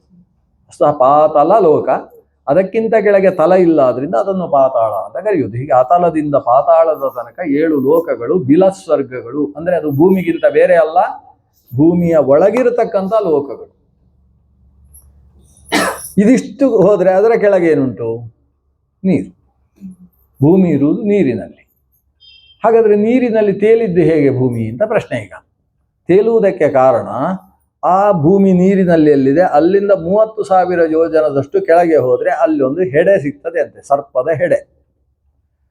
ಆ ಸರ್ಪದ ಹೆಡೆ ಎಷ್ಟು ದೊಡ್ಡದಿದೆ ಅಂದರೆ, ಇಷ್ಟು ದೊಡ್ಡ ಭೂಮಿ, ಎಷ್ಟು ದೊಡ್ಡದು ಅಂತ ಆಮೇಲೆ ಹೇಳುವ, ಅಂತೂ ಈ ಅತಲ ವಿತಲಾದಿ ಸಪ್ತ ಅಧೋಲೋಕಗಳಿಂದ ಕೂಡಿರ್ತಕ್ಕಂಥ ದೊಡ್ಡದಾದ ಭೂಮಿ. ಈ ಭೂಮಿ ಆ ದೊಡ್ಡ ಹೆಡೆಯ ಮಧ್ಯದಲ್ಲಿ ಒಂದು ಸರ್ಷಪ ಕಾಳಿನ ಹಾಗಿದೆ, ಅಂದರೆ ಒಂದು ಸಾಸಿವೆ ಕಾಳಿನ ಹಾಗಿದೆ. ಸಾಸಿವೆ ಕಾಳು ಅಂತ ಹೇಳುವಾಗಲೂ ಗೊತ್ತಾಗುತ್ತೆ ಭೂಮಿ ಗೋಲವೇ ಹೊರತು ಭೂಮಿ ಹಪ್ಪಳ ಅಲ್ಲ. ನೈಷಾ ಭೂಮಿ ಚರ್ಪಟಿಕಾ ಇವ ಕಿಂತು ಗೋಲಂ ಅಂತ ವ್ಯಾಖ್ಯಾನಕಾರರೆಲ್ಲ ಸ್ಪಷ್ಟ ಹೇಳ್ತಾರೆ. ಇದು ಗೋಲ ಇರತಕ್ಕಂಥದ್ದು ಭೂಮಿ. ಈ ಭೂಮಿ ಈ ಹೆಡೆಯಲ್ಲಿ ಒಂದು ಸಾಸಿವೆ ಕಾಳಿನ ಹಾಗಿದೆ ಅಂದರೆ ನೋಡಿ, ಇಷ್ಟು ದೊಡ್ಡ ಭೂಮಿ ಸಾಸಿವೆ ಕಾಳಾಗಬೇಕಾದ್ರೆ ಆ ಹೆಡೆ ಎಷ್ಟಿರ್ಲಿಕ್ಕಿಲ್ಲ. ಅದು ನಾವು ಇದು ಸಾಸಿವೆ ಕಾಳು ಅಂತ ತಿಳಿಯುವುದಲ್ಲ, ಇದು ಎಷ್ಟು ಅಂತ ಗೊತ್ತಲ್ವ ನಮಗೆ. ಇಷ್ಟು ದೊಡ್ಡ ಭೂಮಿ ಆ ಹೆಡೆಯ ಮೇಲೆ ಸಾಸಿವೆ ಕಾಳಿನ ಹಾಗಿದೆ ಅಂದರೆ ಅರ್ಥ ಏನು? ಆ ಹೆಡೆ ಅಷ್ಟು ದೊಡ್ಡದಿದೆ ಅಂತ ಅರ್ಥ. ಅದು ಒಂದೇ ಹೆಡೆ ಅದಕ್ಕೆ ಅದಲ್ಲಂತೆ, ಸಹಸ್ರ ಫಣ ಅಂತೆ, ಅದು 1000 ಹೆಡೆಯುಳ್ಳಂತಹ ಸರ್ಪ ಅಂತೆ. ಆ ಸರ್ಪಶಕ್ತಿ ಈ ಹೆಡೆಯಿಂದ 30,000 ಯೋಜನದ ಮೇಲೆ ಇರತಕ್ಕಂಥ ಸಾಸಿವೆ ಕಾಳಿನ ಭೂಮಿಯನ್ನು ತಾನು ನಿಯಂತ್ರಿಸ್ತಾ ಇದೆ. ಅದಕ್ಕೆ ಸಂಕರ್ಷಣ ಶಕ್ತಿ ಅಂತ ಹೆಸರು. ಸಂಕರ್ಷಣ ಶಕ್ತಿ ಅಂದರು, ವಿಕರ್ಷಣ ಶಕ್ತಿ ಅಂತ ಹೇಳಿದರು, ಆಕರ್ಷಣ ಶಕ್ತಿ ಅಂತ ಹೇಳಿದ್ರು. ಸ್ವಲ್ಪ ಸ್ವಲ್ಪ ಭಿನ್ನವಾದ ಶಕ್ತಿಗಳು. ಗುರುತ್ವಾಕರ್ಷಣ ಶಕ್ತಿ ಅಂತ ಹೇಳಿದ್ರು ಸ್ವಲ್ಪ ಭಿನ್ನ ಅಷ್ಟೇ. ಹಾಗಾದರೆ ಅದರ ಆ ಸಂಕರ್ಷಣ, ಆಕರ್ಷಣ, ವಿಕರ್ಷಣ ಶಕ್ತಿಯ ಬಲದಿಂದ ಭೂಮಿ ಇಲ್ಲಿ ನಿಂತಿದೆ. ಆ ಶಕ್ತಿಯನ್ನೇನಾದರೂ ವ್ಯತ್ಯಾಸ ಮಾಡಿದರೆ ಭೂಮಿ ನೀರಲ್ಲಿ ಮುಳುಗುತ್ತೆ. ಹಿರಣ್ಯಾಕ್ಷನ ಕಥೆ ಅಲ್ಲಿಗೆ ಸಂಬಂಧ ಆಗ್ತದೆ. ಸರಿ, ಈ ಶೇಷನ ಕೆಳಗೆ ಹೋಗಿ ಏನಿದೆ? ಶೇಷ ಕೂರ್ಮನಲ್ಲಿ ಅಧಿಷ್ಠಿತನಾಗಿದ್ದಾನೆ, ಕೂರ್ಮದ ಪುಚ್ಛದಲ್ಲಿ ಅಧಿಷ್ಠಿತನಾಗಿದ್ದಾನೆ. ಅದರ ಕೆಳಗೆ ವಿಷ್ಣು ಕೂರ್ಮ, ಅದರ ಕೆಳಗೆ ಬ್ರಹ್ಮಾಂಡ ಕರ್ಪರ, ಅದರ ಕೆಳಗೆ ವಿಷ್ಣು ಕೂರ್ಮ ಆಧಾರ ಶಕ್ತಿ. ಒಟ್ಟಂದದಲ್ಲಿ ಈ ಭರತನ ಕಥೆಗೂ ಈ ಕಥೆಗೂ ಒಂದು ಸಂಬಂಧ ಇದೆ. ಭರತ ತಾನು ಎತ್ತಿಕೊಂಡು ಹೋಗ್ತಾ ಇದ್ದದ್ದು ಯಾರನ್ನು? ರಹುಗಣ ರಾಜನನ್ನು ಎತ್ತಿಕೊಂಡು ಹೋಗ್ತಾ ಇದ್ದ. ರಹುಗಣ ರಾಜ ಹೇಳಿದ, ಏನು ಸರಿಯಾಗಿ ಹೊತ್ತುಕೊಂಡು ಹೋಗ್ಲಿಕ್ಕೆ ಆಗುದಿಲ್ಲ ನಿಂಗೆ, ಎಡವಟ್ಟು ಆ ಕಡೆ ಈ ಕಡೆ ಅಲುಗಾಡಿಸ್ತಾ ಇದೆಯಲ್ಲ, ಒಮ್ಮೆ ತಲೆ ಇಲ್ಲಿ ತಾಗುತ್ತೆ, ಒಮ್ಮೆ ತಲೆ ಇಲ್ಲಿ ತಾಗುತ್ತೆ, ಸರಿಯಾಗಿ ನಡ್ಕೊಂಡು ಹೋಗ್ಬಾರ್ದ ನೀನು, ಚಿಕಿತ್ಸೆ ಮಾಡಬೇಕಾಗುತ್ತೆ, ಹೆಣ ಅಂತ ಬೈತಾನೆ. ನೋಡಿ, ಹೆಣ ಅಂತ ಬೈಲಿಕ್ಕೆ ಕಲಿಸಿದ್ದೆ ಇವ ರಹುಗಣ. ಕಿಂ ಜೀವನ್ ಮೃತೋಸಿ ಕರೋಮಿ ಚಿಕಿತ್ಸಾಂ ಕ್ಷೀಣಾಶೈವ, ಯಮ ಕೊಟ್ಟ ಹಾಗೆ ನಿನಗೆ ಶಿಕ್ಷೆ ಕೊಡಬೇಕಾಗುತ್ತೆ, ಜಾಗ್ರತೆ, ಓ ಕುಣಪ ಅಂತ ಬೈತಾನೆ. ಇದಕ್ಕೆ ಇವನು ಉತ್ತರ ಕೊಟ್ಟದ್ದೇನು ಗೊತ್ತು? ನೀನು ದೊಡ್ಡ ವಿಜ್ಞಾನಿ ಅಲ್ವಾ ಅಂತ ಹೇಳ್ತಾನೆ. ಅಕೋವಿದ ಕೋವಿದವಾದವಾದ ಕೆಟ್ಟ ಮೂರ್ಖ ನೀನು, ದೊಡ್ಡ ಪಂಡಿತರ ಮಾತಾಡ್ತೀಯಲ್ಲ ಅಂತ ರಾಜನಿಗೆ ಬೈದ. ಈಗ ಬೈದು ಹೇಳ್ತಾನೆ, ನಿನ್ನನ್ನು ನಾನು ಹೊತ್ತಿದ್ದೇನೆ ಅಂತ ಹೇಳಿದೆಯಲ್ಲ, ಯಾರನ್ನು ಹೊತ್ತದ್ದು? ಅಯಂ ಜನೋ ನಾಮ ಚಲನ್ ಪೃಥಿವಿಯ, ಈ ಭೂಮಿಯಲ್ಲಿ 2 ಕಾಲಿದೆ, ಆ ಕಾಲಿನ ಮೇಲೆ ತೊಡೆ ಇದೆ. ಇದೆಲ್ಲ ಪಾಠ ಹೇಳಬೇಕಾ ಇವ? ರಾಜನಿಗೆ ಪಾಠ ಹೇಳುವುದಿವ. ನೆಲದಲ್ಲಿ 2 ಕಾಲಿದೆ, ಕಾಲಿನ ಮೇಲೆ 2 ತೊಡೆ ಇದೆ, ತೊಡೆಯ ಮೇಲೆ ಏನಿದೆ? ಹೊಟ್ಟೆ ಇದೆ, ಹೊಟ್ಟೆ ಮೇಲೆ ಭುಜ ಇದೆ, ಭುಜದ ಮೇಲೆ ಬಿದಿರಿನ ಕೋಲಿದೆ. ಆ ಬಿದಿರಿನ ಕೋಲಿನ ಒಳಗೆ ಒಂದು ನೀಡ ಇದೆ. ನೀಡ ಅಂದ್ರೆ ಒಂದು ಗೂಡಂತೆ, ಒಂದು ಗೂಡಿದೆ. ಏನದು? ಪಲ್ಲಕ್ಕಿ. ಆ ಗೂಡಿನಲ್ಲಿ ನಾನು ಸಿಂಧು ಸವೀರ ದೇಶದ ರಾಜ ಅಂತ ಮದ ಏರಿರ್ತಕ್ಕಂಥ ಒಂದು ಹೆಣ ಇದೆ ಅಂತ ಹೇಳ್ತಾನೆ. ಇವನಿಗೆ ರಹುಗಣನಿಗೆ ಹೇಳುವುದು ಇದೊಂದು ಹೆಣ, ಕುಣಪ. ಅದು ನಾನು ಸಿಂಧು ಸವೀರ ದೇಶದ ರಾಜ ಅಂತ ಹೇಳುವಂತ ಒಂದು ಮದ ಏರಿರ್ತಕ್ಕಂಥ ಹೆಣ. ಯಾರು ನಿನ್ನನ್ನು ಹೊತ್ತದ್ದು? ಏನು ಅಷ್ಟು ದೂರದಿಂದ ಒಬ್ಬನೇ ಹೊತ್ತಿದ್ದೀಯ? ಅಯ್ಯೋ ಪಾಪ ಅಂತ ನನ್ನನ್ನು ಹೇಳಿದೆಯಲ್ಲ. ಯಾರು ಹೊತ್ತದ್ದು? ಬಿದಿರಿನ ಕೋಲು ನಿನ್ನನ್ನು ಹೊತ್ತದ್ದೋ, ನನ್ನ ಭುಜ ಹೊತ್ತದ್ದೋ, ಅಥವಾ ನನ್ನ ಹೊಟ್ಟೆ ಹೊತ್ತದ್ದೋ, ನನ್ನ ಕಾಲು ಹೊತ್ತದ್ದೋ? ನಾನಂತೂ ಹೊತ್ತದ್ದಲ್ಲ. ಸರಿ, ನಾನೇ ಹೊತ್ತದ್ದು ಅಂತ ಹೇಳುವುದಾದ್ರೂ ನನ್ನ ಕಾಲು ಹೊತ್ತದ್ದು ನೀನು ಹೇಳಬೇಕು. ಆದರೆ ಕಾಲನ್ನು ಹೊತ್ತದ್ದು ಯಾವುದು? ಈ ಭೂಮಿ. ಹಾಗಾದರೆ ಭೂಮಿ ನಿನ್ನನ್ನು ಹೊತ್ತದ್ದು ಹೌದಾ? ಭೂಮಿಯನ್ನು ಹೊತ್ತದ್ದು ಶೇಷ, ಶೇಷನನ್ನು ಹೊತ್ತದ್ದು ವಾಯು, ವಾಯುವನ್ನು ಹೊತ್ತದ್ದು ವಿಷ್ಣು. ಹಾಗಾದರೆ ಹೊತ್ತದ್ದು ಯಾರು ನಿನ್ನನ್ನು? ನಾನು ಅಷ್ಟು ದೂರದಿಂದ ನಿನ್ನನ್ನು ನಾನು ಹೊತ್ತುಕೊಂಡು ಬಂದಿದ್ದೇನೆ ಅಂತ ಹೇಳ್ತಾ ಇದ್ದೀಯಲ್ಲ, ಸ್ವಲ್ಪ ಆದರೂ ಬುದ್ಧಿ ಇದೆಯಾ ನಿನಗೆ? ಇನ್ನೊಂದು ಹೇಳಿದಿ, ನೀನು ಜೀವನ ಮೃತ, ನೀನು ಬದುಕಿ ಸತ್ತ ಹೆಣ ಅಂತ ಕರೆದಿ. ನಿಂಗೆ ಬದುಕುವುದು ಅಂದರೆ ಏನು ಅಂತ ಗೊತ್ತಾ, ಹೆಣ ಅಂದರೆ ಏನು ಅಂತ ಗೊತ್ತು ಅಂತ ಕೇಳಿ ಅವನ ತಲೆಯೆಲ್ಲ 8 ಆಣೆಯೋ 12 ಆಣೆಯೋ ಮಾಡಿ ಹಾಕಿದ.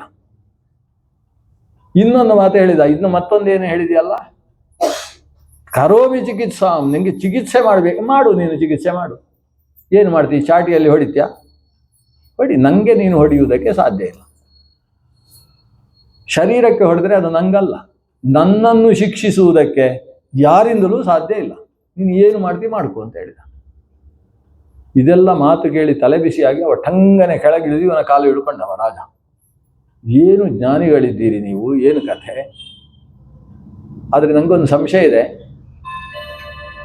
ಚಿಕಿತ್ಸೆ ಮಾಡಲಿಕ್ಕೆ ಆಗಲ್ಲ ಅಂತ ಹೇಳಿದಿರಲ್ವ? ನಿಮ್ಮ ಮೈಗೆ 4 ಚಾಟಿ ಏಟು ಕೊಟ್ಟರೆ ಯಾಕೆ ಚಿಕಿತ್ಸೆ ಆಗುವುದಿಲ್ಲ?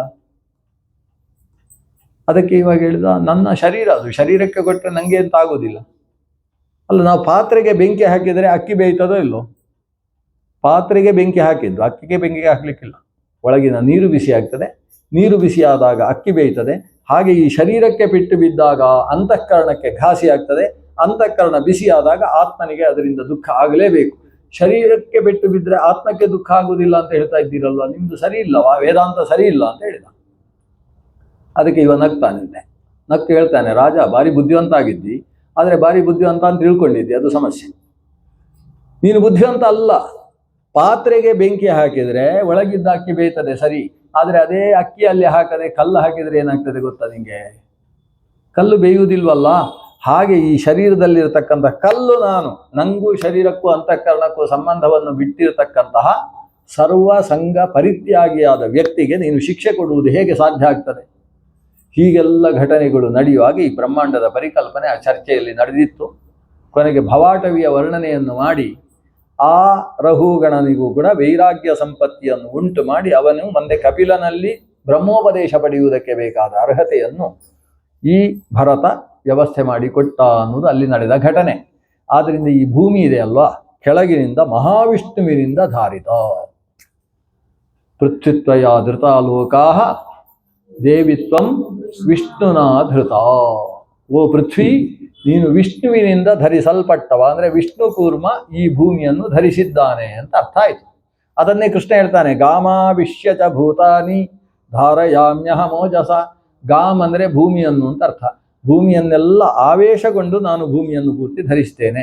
ಕೆಳಗಿನಿಂದ ವಿಷ್ಣು ಕೂರ್ಮನಾಗಿ ಧರಿಸಿದ ಹಾಗೆ ಪೃಥ್ವಿಯ ಅಂತಃಪ್ರವೇಶವನ್ನು ಮಾಡಿ ಪೃಥ್ವಿಗೆ ಧಾರಕನಾಗಿ ನಾನು ನಿಂತಿದ್ದೇನೆ ಅಂತ ದೇವರು ಹೇಳ್ತಾನೆ. ಸರಿ, ಈಗ ಪೃಥ್ವಿಯ ಮೇಲ್ಮೆಯಲ್ಲಿ ನಾವಿದ್ದೇವಲ್ಲ, ಎಲ್ಲಿದ್ದೇವೆ ಅಂತ ಮುಂದಿನ ಪ್ರಶ್ನೆ. ಅದಕ್ಕೆ ಪೃಥ್ವಿಯ ಮಧ್ಯದಲ್ಲಿ ಮೇರು ಪರ್ವತ ಇದೆ. ಭೂಮಿಯ ಮಧ್ಯ ಯಾವುದು? ಭ್ರೂ ಮಧ್ಯ ಇದ್ದ ಹಾಗೆ ಇಲ್ಲಿ ಭ್ರೂ ಮಧ್ಯ, ಹಾಗೆ ಭೂ ಮಧ್ಯ ಯಾವುದು ಅಂದರೆ ಮೇರು. ಮೇರು ಅದ್ಭುತವಾದ ಪರ್ವತ. ಕೆಳಗೆ ತೆಳ್ಳಗಿದ್ದು ಮೇಲೆ ಹೋಗ್ತಾ ಇದ್ದಾಗೆ ದಪ್ಪ ಆಗ್ತದೆ. ಹೀಗೊಂದು ಪರ್ವತ ಉಂಟ. ಪರ್ವತ ಕೆಳಗೆ ದಪ್ಪ ಇದ್ದು ಮೇಲಕ್ಕೆ ತೆಳ್ಳಗೆ ಆಗುವುದಲ್ಲ. ಆದರೆ ನಮ್ಮ ಮೇರು ಪರ್ವತ ಹಾಗಲ್ಲ. ಭೂಮಿಯ ಒಳಗೆ 16,000 ಯೋಜನದಷ್ಟು ಭೂಮಿಗೆ ನಿಖಾತವಾಗಿದೆ, ಅಂದರೆ ಭೂಮಿಯಲ್ಲಿ ಚುಚ್ಚಲ್ಪಟ್ಟಿದೆ. ಭೂಮಿಯ ಮೇಲೆ 84,000 ಯೋಜನದಷ್ಟು ಎತ್ತರ ಇದೆ. ಒಟ್ಟೆಷ್ಟಾಯಿತು? 1,00,000 ಯೋಜನದಷ್ಟು ವಿಸ್ತೃತವಾಗಿರುವ ಬಂಗಾರದ ಪರ್ವತ ಮೇರು ಪರ್ವತ. ಆ ಮೇರು ಪರ್ವತದಲ್ಲಿ ಶಿಖರಗಳಿದ್ದಾವೆ, ಮಧ್ಯದಲ್ಲಿ ಗುಹೆಗಳಿದ್ದಾವೆ. ಅಲ್ಲ, ಬಂಗಾರದ ಗುಹೆಗಳು, ಶಿಖರಗಳು. ಅದರ ಮಧ್ಯದಲ್ಲಿ ಸ್ವಲ್ಪ ಮಣ್ಣು, ಪಾಟ್ ಎಲ್ಲ ಇಟ್ಟಿದ್ದಾರೆ. ಅಲ್ಲಿ ಬಾರಿ ಬಾರಿ ಕಾಡುಗಳೆಲ್ಲ ಇದ್ದಾವೆ. ಮೇರು ಅಂದರೆ ಬಹಳ ಅದ್ಭುತವಾದ ಪರ್ವತ. ಆ ಮೇರುವಿನ ಮೇಲೆ ಒಂದು ಪ್ರತ್ಯಂತ ಜಾಗ ಇದೆ. ತುಂಬ ಸುಂದರವಾದಂತಹ 36,000 ಯೋಜನದಷ್ಟು ಅಗಲವಾದ ಮೇರು ಶಿಖರ ಅಂತ ಕರೀತಾರೆ. ಆ ಮೇರು ಶಿಖರವನ್ನೇ ವೈಜಯಂತ ಅಂತ ಕರೆಯುವುದು. ಅದು ಬಹಳ ಸುಂದರವಾದ ತಾಣ. ವೈಜಯಂತದಲ್ಲಿ ಚತುರ್ಮುಖ ಬ್ರಹ್ಮ ಬಹಳಷ್ಟು ಶಿಷ್ಯರನ್ನು ಕರೆದು ಪಾಠ ಹೇಳ್ತಾ ಇರ್ತಾನೆ. ಒಂದು ಬಾರಿ ರುದ್ರದೇವರು 5 ಮುಖದಿಂದ ಹೋಗಿ ಚತುರ್ಮುಖನ ಕೈಯಲ್ಲಿ ಪಾಠ ಕೇಳಿದಂತಹ ಘಟನೆ ನಡೆದಿತ್ತು. ಅದಕ್ಕೆ ಕೇನೋಪನಿಷತ್ತು ಅಂತ ಕರೀತಾರೆ, ಬ್ರಹ್ಮದೇವರು ಕೊಟ್ಟ ಉಪದೇಶಕ್ಕೆ. ಅಂತಹ ವೈಜಯಂತ ಇರುವುದು ಕೂಡ ಮೇರುವಿನಲ್ಲಿ. ಈ ಮೇರು ಪರ್ವತ ಎಷ್ಟು ದೃಢವಾಗಿದೆ ಅಂದರೆ, ಆ ಮೇರು ಪರ್ವತಕ್ಕೆ ಸೂರ್ಯನನ್ನು ಕಟ್ಟಿ ಸೂರ್ಯ ಸುತ್ತುವ ಹಾಗೆ ವ್ಯವಸ್ಥೆ ಮಾಡಿದ್ದಾರಂತೆ. ಸೂರ್ಯ ಅನ್ನುವುದು ಲೋಕವನ್ನು ಸುತ್ತತಕ್ಕಂತಹ ಒಂದು ಭಗವಂತನ ಅಧಿಷ್ಠಾನ. ಹಿರಣ್ಮಯೇನ ಸವಿತಾರಥೇನ ದೇವೋ ಯಾತಿ ಭುವನಾನಿ ಪಶ್ಯನ್. ಭುವನಾನಿ ಪಶ್ಯನ್ ದೇವ ಹಿರಣ್ಮಯೇನ ರಥೇನ ಯಾತಿ. ಬಂಗಾರದ ರಥ ಅಂತೆ ಆತನಿಗೆ, ಸೂರ್ಯನಿಗೆ. ಅದ್ಭುತವಾದ ರಥ. ಆ ರಥಕ್ಕೆ ಒಂದೇ ಚಕ್ರ. ಯಾಕೆ 2 ಚಕ್ರ ಇಡಲಿಲ್ಲ? 2 ವೀಲರ್ ಆದರೆ ನಿಧಾನ ಹೋಗ್ತದೆ ಅಂತ. 4 ವೀಲರ್ಗಿಂತ 2 ವೀಲರ್ ಫಾಸ್ಟ್ ಅಲ್ವಾ? ಅದಕ್ಕೆ ಇದು ಒಂದೇ ಚಕ್ರ, ಅದಕ್ಕಿಂತ ಫಾಸ್ಟ್ ಉಂಟು. ಈಗ ಒಂದು ಚಕ್ರದ ರಥ ಆತನದ್ದು. ಆ ಚಕ್ರದ ವರ್ಣನೆ ಸುಮಾರಿದೆ. ಅದರಲ್ಲಿ 24 ಅರಗಳು, ಪ್ರಧಾನವಾಗಿ 12 ಅರಗಳು, ಅದು 12 ರಾಶಿಗಳು, 24 ಪಕ್ಷಗಳು, ಆ 12 ರಾಶಿಗಳ ಮಧ್ಯ ಮಧ್ಯದಲ್ಲಿ ಸೇರಿರತಕ್ಕಂತಹ ಬೇರೆ ಬೇರೆ ಭಾಗಗಳು, 6 ರೀತಿಯಾದಂತಹ ನೇಮಿ, ಆ 6 ನೇಮಿಗಳೇ 6 ಋತುಗಳು, ಒಟ್ಟು ಕಾಲಚಕ್ರವನ್ನಿಟ್ಟುಕೊಂಡು ಸೂರ್ಯ ರಥಾರೂಢನಾಗಿದ್ದಾನೆ. ರಥಕ್ಕೊಬ್ಬ ಸಾರಥಿಯನ್ನಿಟ್ಟುಕೊಂಡಿದ್ದಾನೆ. ಸಾರಥಿಯ ಹೆಸರೇನು? ಅರುಣ ಅಂತ ಹೆಸರು. ಅವ ಕೆಂಪಗಿರುವುದರಿಂದ ಅವನಿಗೆ ಅರುಣ ಅಂತ ಹೆಸರು. ಅವನಿಗೆ ಕಾಲು ಇಲ್ಲಂತೆ, ಹೊಟ್ಟೆಯ ತನಕ ಮಾತ್ರ ಶರೀರ ಇರತಕ್ಕಂತಹ ಗರುಡನ ತಮ್ಮ ಅರುಣ. ಆ ಕಾಲು ಇಲ್ಲದೆ ಇದ್ದವನನ್ನೇ ಯಾಕೆ ಸಾರಥಿಯನ್ನಾಗಿ ಇಟ್ಟುಕೊಂಡದ್ದು ಅಂದರೆ, ಕಾಲಿದ್ದವರು ಬ್ರೇಕ್ ಆಗ್ತಾರೆ ಅಂತ ಒಂದು ಸಮಸ್ಯೆ ಉಂಟು.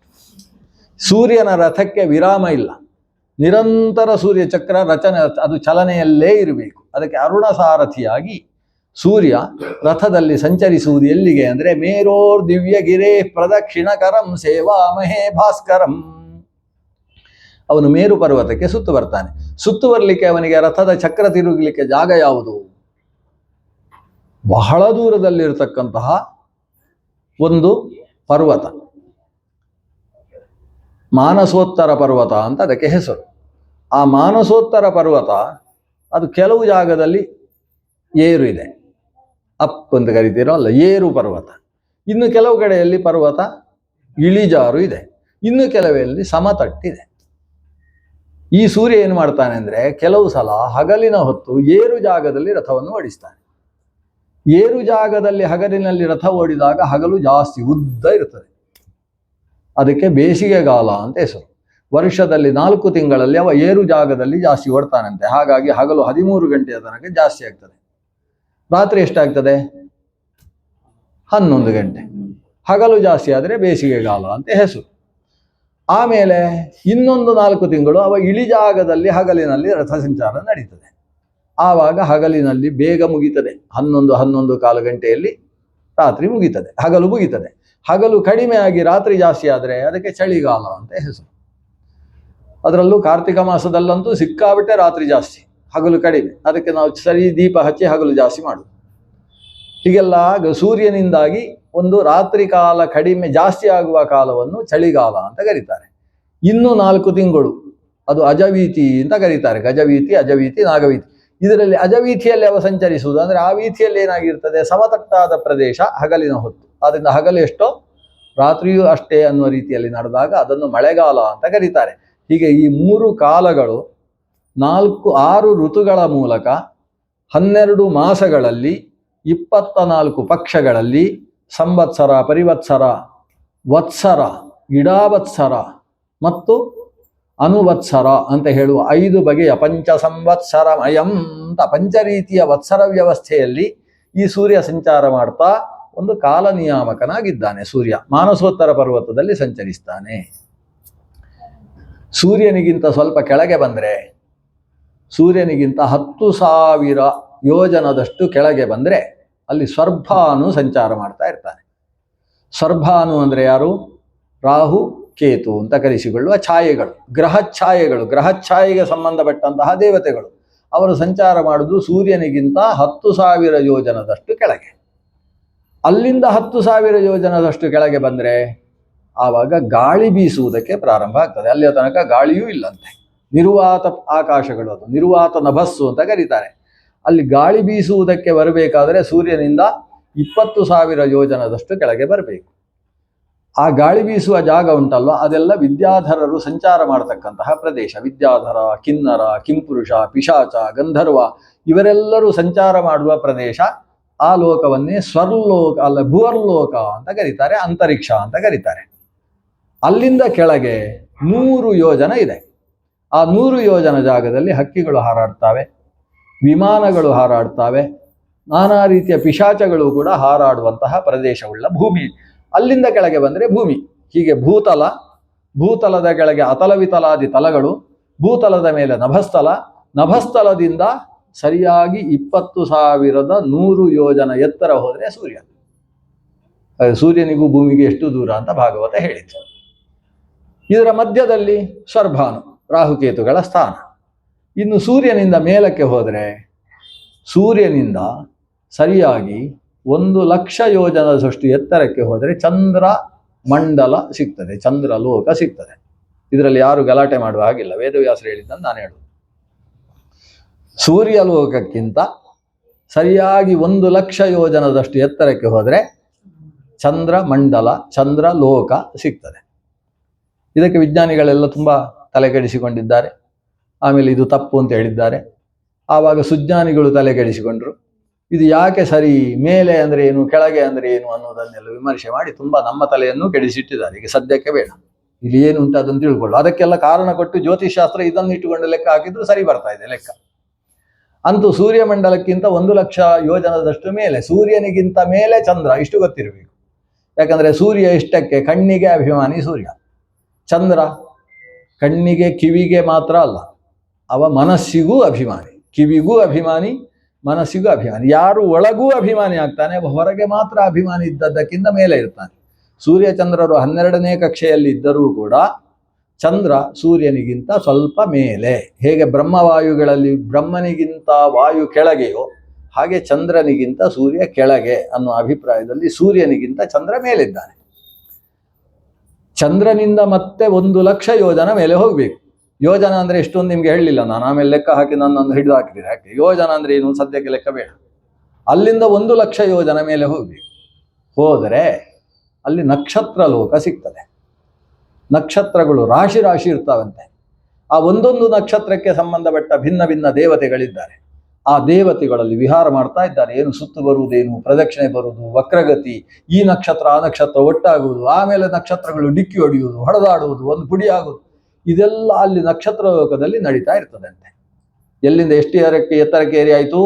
ಸೂರ್ಯನಿಂದ 2,00,000 ಯೋಜನ, ಸೂರ್ಯನಿಂದ ಚಂದ್ರ 1,00,000, ಚಂದ್ರನಿಂದ ನಕ್ಷತ್ರ ಲೋಕ 1,00,000 ಯೋಜನ ಬಂದಾಯಿತು.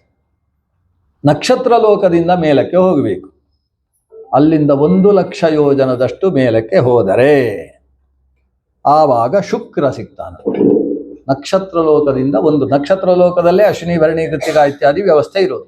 ಅಲ್ಲಿಂದ 1,00,000 ಯೋಜನ ಮೇಲಕ್ಕೆ ಹೋದರೆ ಶುಕ್ರ ಅಂತ ಹೇಳುವ ಒಬ್ಬ ಏಕಾಕ್ಷಿ ಗ್ರಹ ಅಲ್ಲಿ ಕಾಣಸಿಗ್ತಾನೆ. ವಿಶಾಲವಾದ ಭೂಮಿಗಿಂತ ವಿಸ್ತಾರವಾದಂತಹ ಶುಕ್ರನ ಪರಿಧಿ ಇದೆ. ಆ ಶುಕ್ರ ಅಲ್ಲಿ ಸಂಚಾರ ಮಾಡ್ತಾ ಇರ್ತಾನೆ. ಈ ಶುಕ್ರನ ಕ್ರಮ ಹೇಗೆ? ಅವನು ಕೆನೆ ಹಾಲು ಬಣ್ಣದ ಗ್ರಹ ಅಂತೆ. ನೀವು ಅದನ್ನು ಹೀಗೆ ನೋಡ್ಬೋದು, ಈಗಲೂ ನೀವು ಶುಕ್ರನ ನೋಡ್ಬೋದು. ಇವರು ಹೇಳಿದ ಹಾಗೆ ಶುಕ್ರ ಇದ್ದಾನೆ. ಅವ ಕೆನೆ ಹಾಲು ಬಣ್ಣದ ಅಂದರೆ ಕ್ರೀಮ್ ಕಲರ್ ಅಂತ ಅರ್ಥ. ಆ ಬಣ್ಣದ ಗ್ರಹ ಶುಕ್ರ. ಬಹಳ ಸುಂದರನಾದಂತಹ ಗ್ರಹ. ಆದರೆ ಒಂದು ಕಣ್ಣು ಸರಿ ಇಲ್ಲ, ಸ್ವಲ್ಪ ಮಿಸ್ಟೇಕ್ ಆಗಿದೆ ಒಂದು ಕಣ್ಣು. ಅಂಥ ಸುಂದರನಾದ ಗ್ರಹ ಶುಕ್ರ ಗ್ರಹ. ಅವನು ಸಾಮಾನ್ಯವಾಗಿ ಬ್ರಾಹ್ಮಣರಿಗೆ ಒಳ್ಳೇದು ಮಾಡ್ತಾನಂತೆ. ಭಾಗವತ ಹೇಳಿದ್ದು ಬ್ರಾಹ್ಮಣರಿಗೆ ಒಳ್ಳೇದು ಮಾಡ್ತಾನೆ. ಬ್ರಾಹ್ಮಣರಿಗೆ ಒಳ್ಳೇದು ಮಾಡಿದ ಹಾಗೆ ಬ್ರಾಹ್ಮಣ ವಿರೋಧಿಗಳಿಗೂ ಒಳ್ಳೇದು ಮಾಡ್ತಾನೆ. ಇದೊಂದು ಸಮಸ್ಯೆ. ಒಂದು ಬ್ರಹ್ಮದ್ವೇಷಿಗಳಿಗೂ ಖುಷಿ ಮಾಡ್ತಾನೆ, ದೈತ್ಯರ ಗುರು ಅವ. ಜೊತೆಗೆ ಬ್ರಾಹ್ಮಣರಿಗೂ ಒಳ್ಳೇದು ಮಾಡ್ತಕ್ಕಂತಹ ಸರ್ವಶಾಸ್ತ್ರ ಪ್ರವಕ್ತೃ ಅಂತಹ ಶುಕ್ರ ಅಲ್ಲಿದ್ದಾನೆ. ಶುಕ್ರನ ಲೋಕ. ಶುಕ್ರನ ಲೋಕದಿಂದ ಮತ್ತೆ 2,00,000 ಯೋಜನದಷ್ಟು ಎತ್ತರ. ಇನ್ನೆಲ್ಲ 2-2 ಲಕ್ಷ ಮೇಲೆ ಹೋಗಬೇಕು. 2,00,000 ಯೋಜನ ಮೇಲೆ ಹೋದರೆ ಬುಧ ಸಿಗ್ತಾನೆ. ಬುಧ ಅಂದರೆ ಯಾರು? ಚಂದ್ರನ ಮಗ. ನೋಡಿ, ಚಂದ್ರನ ಮನೆಯೇ ಬೇರೆ, ಇವನ ಮನೆ. ಇವ ಅಷ್ಟು ಮಹಡಿಯಲ್ಲಿ ಕಟ್ಟಿದ್ದಾನೆ ಮನೆ ಬುಧ. ಚಂದ್ರನಿಗಿಂತ ಮೇಲೆ ಶುಕ್ರ ಹೋಗಿ ಶುಕ್ರನಿಗಿಂತ ಮೇಲೆ ಹೋಗಬೇಕು. ಮೇಲೆ ಹೋದರೆ ಸಿಗ್ತಾನೆ ಬುಧ. ಬುಧ ಅವನನ್ನು ಸರಿಯಾಗಿ ನೋಡಿದರೆ ಎಲೆ ಹಳದಿ ಬಣ್ಣದಲ್ಲಿ, ಎಲೆ ಹಸಿರು ಬಣ್ಣದ ಗ್ರಹವ ಬುಧ. ಹಸಿರು ಬಣ್ಣದ ಬುಧ ಅಲ್ಲಿ ವಾಸ ಇದ್ದಾನೆ. ಅಲ್ಲಿ ಅನೇಕರು ಬುಧನಲ್ಲಿ ಪಾಠ ಕೇಳ್ತಾ ಇದ್ದಾರೆ. ಯಾಕಂದರೆ ಬುಧ ಒಳ್ಳೆಯ ಜ್ಞಾನಿ ಇದ್ದಾನೆ. ಜ್ಞಾನಿ ಆದ್ದರಿಂದ ಅಲ್ಲಿ ವಾಸ ಮಾಡ್ತಾ ಇದ್ದಾರೆ ಅಂತ ಒಂದು ವಿಷಯ ಬರ್ತದೆ. ಬುಧ ಒಳ್ಳೆಯ ಜ್ಞಾನಿ ಇದ್ದಾನೆ. ಇವನದ್ದು ವಿಶೇಷ ಏನು ಅಂತ ಹೇಳಿದರೆ, ಒಳ್ಳೆಯವರ ಜೊತೆಗೆ ಅವ ಸೇರಿದರೆ ಒಳ್ಳೆಯವ, ಕೆಟ್ಟವರ ಜೊತೆಗೆ ಸೇರಿದರೆ ಕೆಟ್ಟವ. ಇವ ಸಹವಾಸ ದೋಷದಿಂದ ಒಳ್ಳೆಯವ ಕೆಟ್ಟವ ಎರಡು ಆಗ್ತಾನೆ. ತಟಸ್ಥ ಗ್ರಹ. ಅವನನ್ನು ತೀಕ್ಷ್ಣ ಗ್ರಹ ಅಂತ ಹೇಳುವ ಹಾಗಿಲ್ಲ, ಅಥವಾ ಸಾಧು ಗ್ರಹ ಅಂತ ಹೇಳುವ ಹಾಗೂ ಇಲ್ಲ. ಅವನ ಜೊತೆಗೆ ಶುಕ್ರ ಇದ್ದರೆ ಶುಕ್ರನ ಹಾಗೆ, ಅವನ ಜೊತೆಗೆ ಕುಜ ಇದ್ದರೆ ಕುಜನ ಹಾಗೆ, ಶನಿ ಇದ್ದರೆ ಶನಿಯ ಹಾಗೆ. ಇವನು ಬುಧನೂ ಶನಿಯೇ, ಸಾಕ್ಷಾತ್ ಶನಿ. ಈ ರೀತಿಯ ಒಬ್ಬ ತಟಸ್ಥ ಗ್ರಹ ಬುಧ ಇದ್ದಾನೆ. ಬುಧನಿಂದ 2,00,000 ಯೋಜನ ಎತ್ತರಕ್ಕೆ ಹೋದರೆ ಆವಾಗ ಸಿಗತಕ್ಕಂಥವ ಕುಜ. ಅವನನ್ನು ಅಂಗಾರಕ ಅಂತ ಕರೀತಾರೆ. ಭೂಮಿಯ ಮಗ ಅಂತ ಅವನಿಗೆ ಹೆಸರು. ಭೌಮ ಅಂತ ಅವನನ್ನು ಕರೀತಾರೆ. ಮಂಗಳವಾರ ಅಂದ್ರು ಭೌಮವಾರ ಅಂದ್ರು ಒಂದೇ. ಭೌಮ, ಭೂಮಿಯ ಮಗ. ಯಾಕೆ? ಅವನಲ್ಲೂ ಮಣ್ಣು ಇದೆ. ಅದು ಭೂಮಿಯ ಮಣ್ಣಿನ ಹಾಗೆಯೇ ಮಣ್ಣಿದೆ.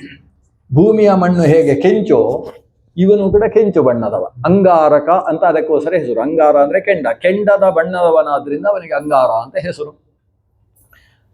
ಮನುಷ್ಯವಾಸ ಯೋಗ್ಯವಾಗುವ ಹಾಗೆ ಹರಿಯುವ ನದಿಗಳಿರತಕ್ಕಂತಹ, ಭೂಮಿಯ ಮಗುವಿನ ಹಾಗೆ ಕಾಣಿಸಿಕೊಳ್ಳತಕ್ಕಂತಹ ಸುಂದರನಾದ ಗ್ರಹ, ಪರಮ ಸುಂದರನಾದ ಗ್ರಹ, ಕೆಂಚು ಬಣ್ಣದವ ಕುಜಗ್ರಹ.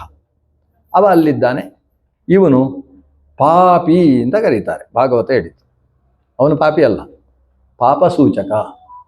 ಸಾಮಾನ್ಯವಾಗಿ ಒಳ್ಳೆಯವರಿಗೆ ಹಾಳು ಮಾಡುವವ. ಎಲ್ಲಿ? ಜ್ಯೋತಿಷಾಸ್ತ್ರದಲ್ಲಿ. ಅವ ಕೆಟ್ಟವ ಅಲ್ಲ, ಅವನು ಜ್ಯೋತಿಷಾಸ್ತ್ರದಲ್ಲಿ ಒಳ್ಳೆಯವರಿಗೆ ಕೆಟ್ಟದು ಮಾಡ್ತಕ್ಕಂಥವ, ಕೆಟ್ಟವರಿಗೆ ಭಾರಿ ಕೆಟ್ಟವ, ಅದರಿಂದ ಒಳ್ಳೆಯವ.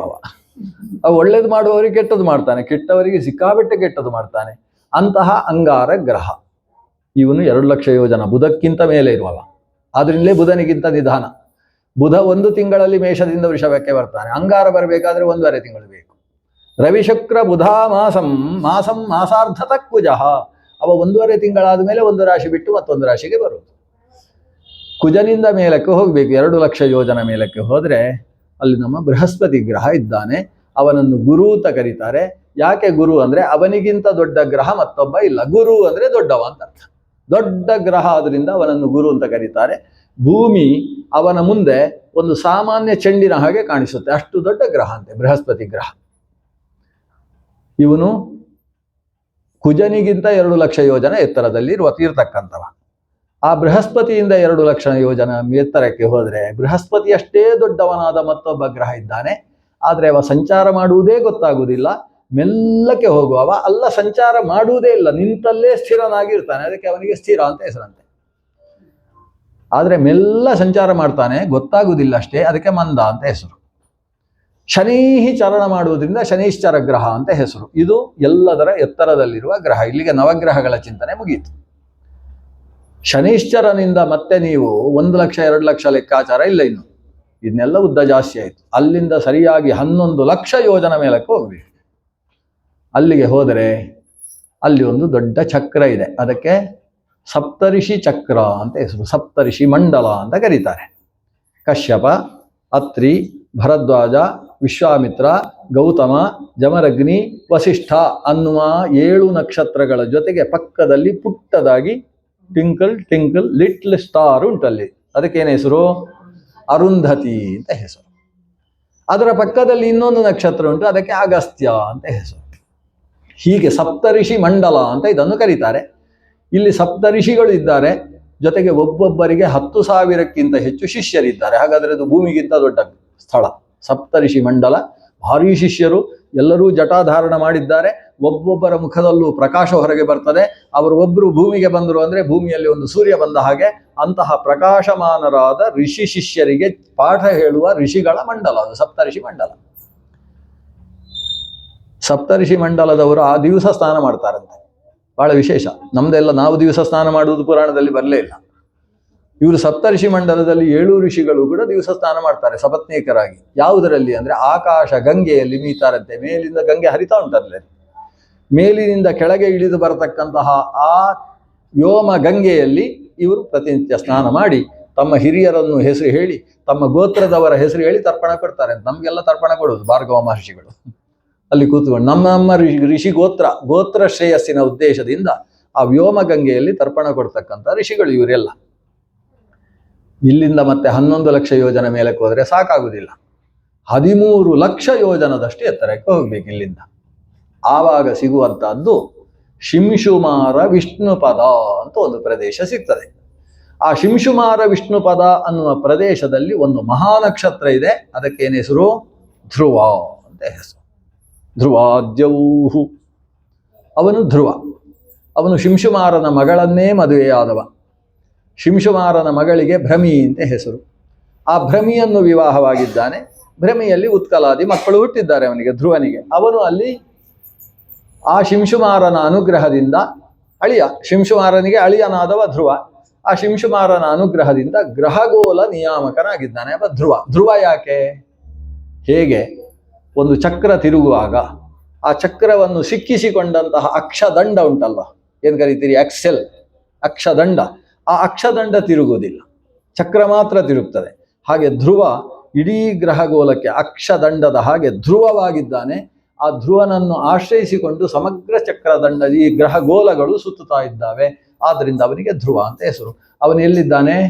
ಭೂಮಿಯ ಮಧ್ಯದಲ್ಲಿದ್ದಾನೆ. ಹೌದಾ? ಧ್ರುವ ಇರುವುದು ಉತ್ತರದಲ್ಲಿ ಅಲ್ವಾ? ಹಾಗಾದರೆ ನಾವು ದಕ್ಷಿಣದಲ್ಲಿದ್ದೇವೆ ಅಂತ ಅರ್ಥ. ನಾವು ಭೂಮಿಯ ಸಂಪೂರ್ಣ ದಕ್ಷಿಣದಲ್ಲಿರುವುದರಿಂದ ಮೇರುವಿಗೆ ಸರಿಯಾಗಿ ಎತ್ತರದಲ್ಲಿರತಕ್ಕಂತಹ ಮಧ್ಯದಲ್ಲಿರುವ ಧ್ರುವ ನಮಗೆ ಉತ್ತರದಲ್ಲಿ ಕಾಣಿಸ್ತಾನೆ. ಅಂತಹ ಧ್ರುವ ಗ್ರಹಗೋಲದಲ್ಲಿ ಸಂಪೂರ್ಣ ಎತ್ತರದಲ್ಲಿರತಕ್ಕಂತಹ ಧ್ರುವ ಚಕ್ರ ಅಂತ ಅವನಿಗೆ ಹೆಸರು, ಅಥವಾ ಶಿಂಶುಮಾರ ಪದ ಅಂತ ಹೆಸರು, ಅಥವಾ ವಿಷ್ಣು ಪದ ಅಂತ ಹೆಸರು. ಒಂದು ಚೇಳಿನ ಆಕಾರದಲ್ಲಿ ಅಧೋಮುಖವಾಗಿ ತನ್ನ ಬಾಲವನ್ನು ಮೇಲಕ್ಕೆ ಹಾಕಿಕೊಂಡು ನಿಂತಿರತಕ್ಕಂತಹ ಸಮಸ್ತ ಗ್ರಹಗಳಿಗೂ ಆಧಾರಭೂತನಾದಂತಹ ಶಿಂಶುಮಾರನನ್ನು ಧ್ಯಾನ ಮಾಡಿದರೆ ನಮ್ಮ ಗ್ರಹಗಳೆಲ್ಲ ಏಕಾದಶ ಸ್ಥಾನದಲ್ಲಿದ್ದ ಗ್ರಹಗಳ ಫಲವನ್ನು ಕೊಡ್ತಾವಂತೆ. ಶಿಂಶುಮಾರನನ್ನು ಧ್ಯಾನ ಮಾಡಬೇಕು. ಅದು ಭಗವಂತನ ಒಂದು ಸುಂದರವಾದಂತಹ ಚೇಳಿನ ಆಕಾರದ ರೂಪ. ಸಮಸ್ತ ಗ್ರಹಗೋಲಗಳನ್ನು ತನ್ನ ಭಿನ್ನ ಭಿನ್ನ ಅವಯವಗಳಲ್ಲಿ ಆಧರಿಸಿ ನಿಂತಿರತಕ್ಕಂತಹ, ಮೇಲಿನಿಂದ ಭೂಮಿಯ ತನಕ ವ್ಯಾಪಿಸಿರತಕ್ಕಂತಹ ಶಕ್ತಿ ಶಿಂಶುಮಾರ. ಹಾಗಾದರೆ ಆಕಾಶದಲ್ಲಿ ಗ್ರಹಗೋಲಗಳು ಆಧಾರವಿಲ್ಲದೆ ಹೇಗೆ ನಿಂತಿದ್ದಾವೆ? ಎರಡು ಕಾರಣ.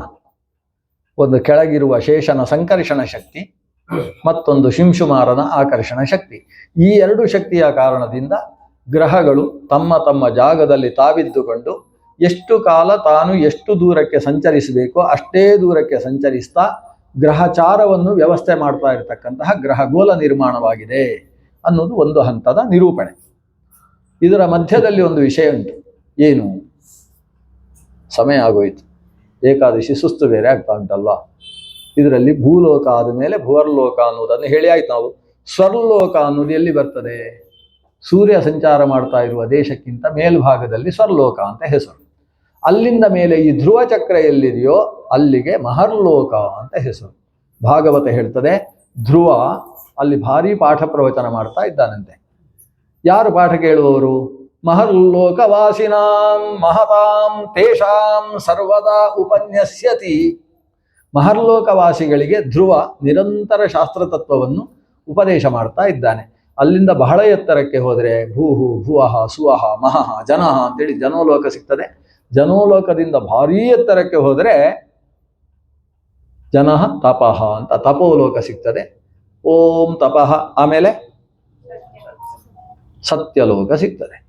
ಸತ್ಯಲೋಕಕ್ಕಿಂತ ಮೇಲೆ ಹೋದರೆ ಮುಕ್ತರು ವಾಸ ಮಾಡ್ತಕ್ಕಂತಹ ಮುಕ್ತ ವಿಹರಣ ಸ್ಥಾನ ಸಿಗ್ತದೆ. ಅದೇ ಪ್ರದೇಶದಲ್ಲಿ ಭಗವಂತನ ವೈಕುಂಠ ಲೋಕ ಇದೆ. ವೈಕುಂಠ ಲೋಕಕ್ಕಿಂತ ಮೇಲೆ ಸಾಗಿದ್ರೆ ಅಲ್ಲಿ ಸಿಗುವುದು ಬ್ರಹ್ಮಾಂಡದ 100 ಕೋಟಿ ಯೋಜನದಷ್ಟು ದಪ್ಪಗಿರತಕ್ಕಂಥ ಬಂಗಾರದ ಕರ್ಪರ. ನಮ್ಮ ಈ ತ್ರಿವಿಕ್ರಮನ ಪಾದ ಅಲ್ಲಿಗೆಲ್ಲ ಹೋದದ್ದು, ಹೋಗಿ ಕರ್ಪರ ಒಡೆದು ಗಂಗೆ ಒಳಗೆ ಬರುವುದಕ್ಕೆ ಕಾರಣವಾದದ್ದು. ಅಂತಹ ಬ್ರಹ್ಮಾಂಡದ ಒಳಗಿರುವ ವೈಕುಂಠ ಮತ್ತು ಭೂಮಿಯಲ್ಲಿ 6ನೇ ಸಾಗರವಾದ ಕ್ಷೀರಸಾಗರದಲ್ಲಿರತಕ್ಕಂತಹ ಶ್ವೇತದ್ವೀಪ, ಮೇರುವಿಗೆ ಸನ್ನಿಧಾನದ ಎತ್ತರದಲ್ಲಿ ಭೂ ಸಂಬಂಧಿಯಾಗಿರತಕ್ಕಂತಹ ಅನಂತಾಸನ, ಶ್ವೇತದ್ವೀಪ, ಅನಂತಾಸನ ಮತ್ತು ವೈಕುಂಠ ಅನ್ನುವ 3 ಲೋಕಗಳಲ್ಲಿ ಭಗವಂತ ತ್ರಿಧಾಮ ಅಂತ ಕರೆಸಿಕೊಂಡು ತಾನು ಸಂಸ್ಥಿತನಾಗಿದ್ದಾನೆ. ಆ ತ್ರಿಧಾಮನನ್ನು, ಈ ಬ್ರಹ್ಮಾಂಡದ ಪರಿಕಲ್ಪನೆಯನ್ನು ನಾವು ಕೇಳಿದ ಹೊತ್ತಿಗೆ ಧ್ಯಾನ ಮಾಡಬೇಕು.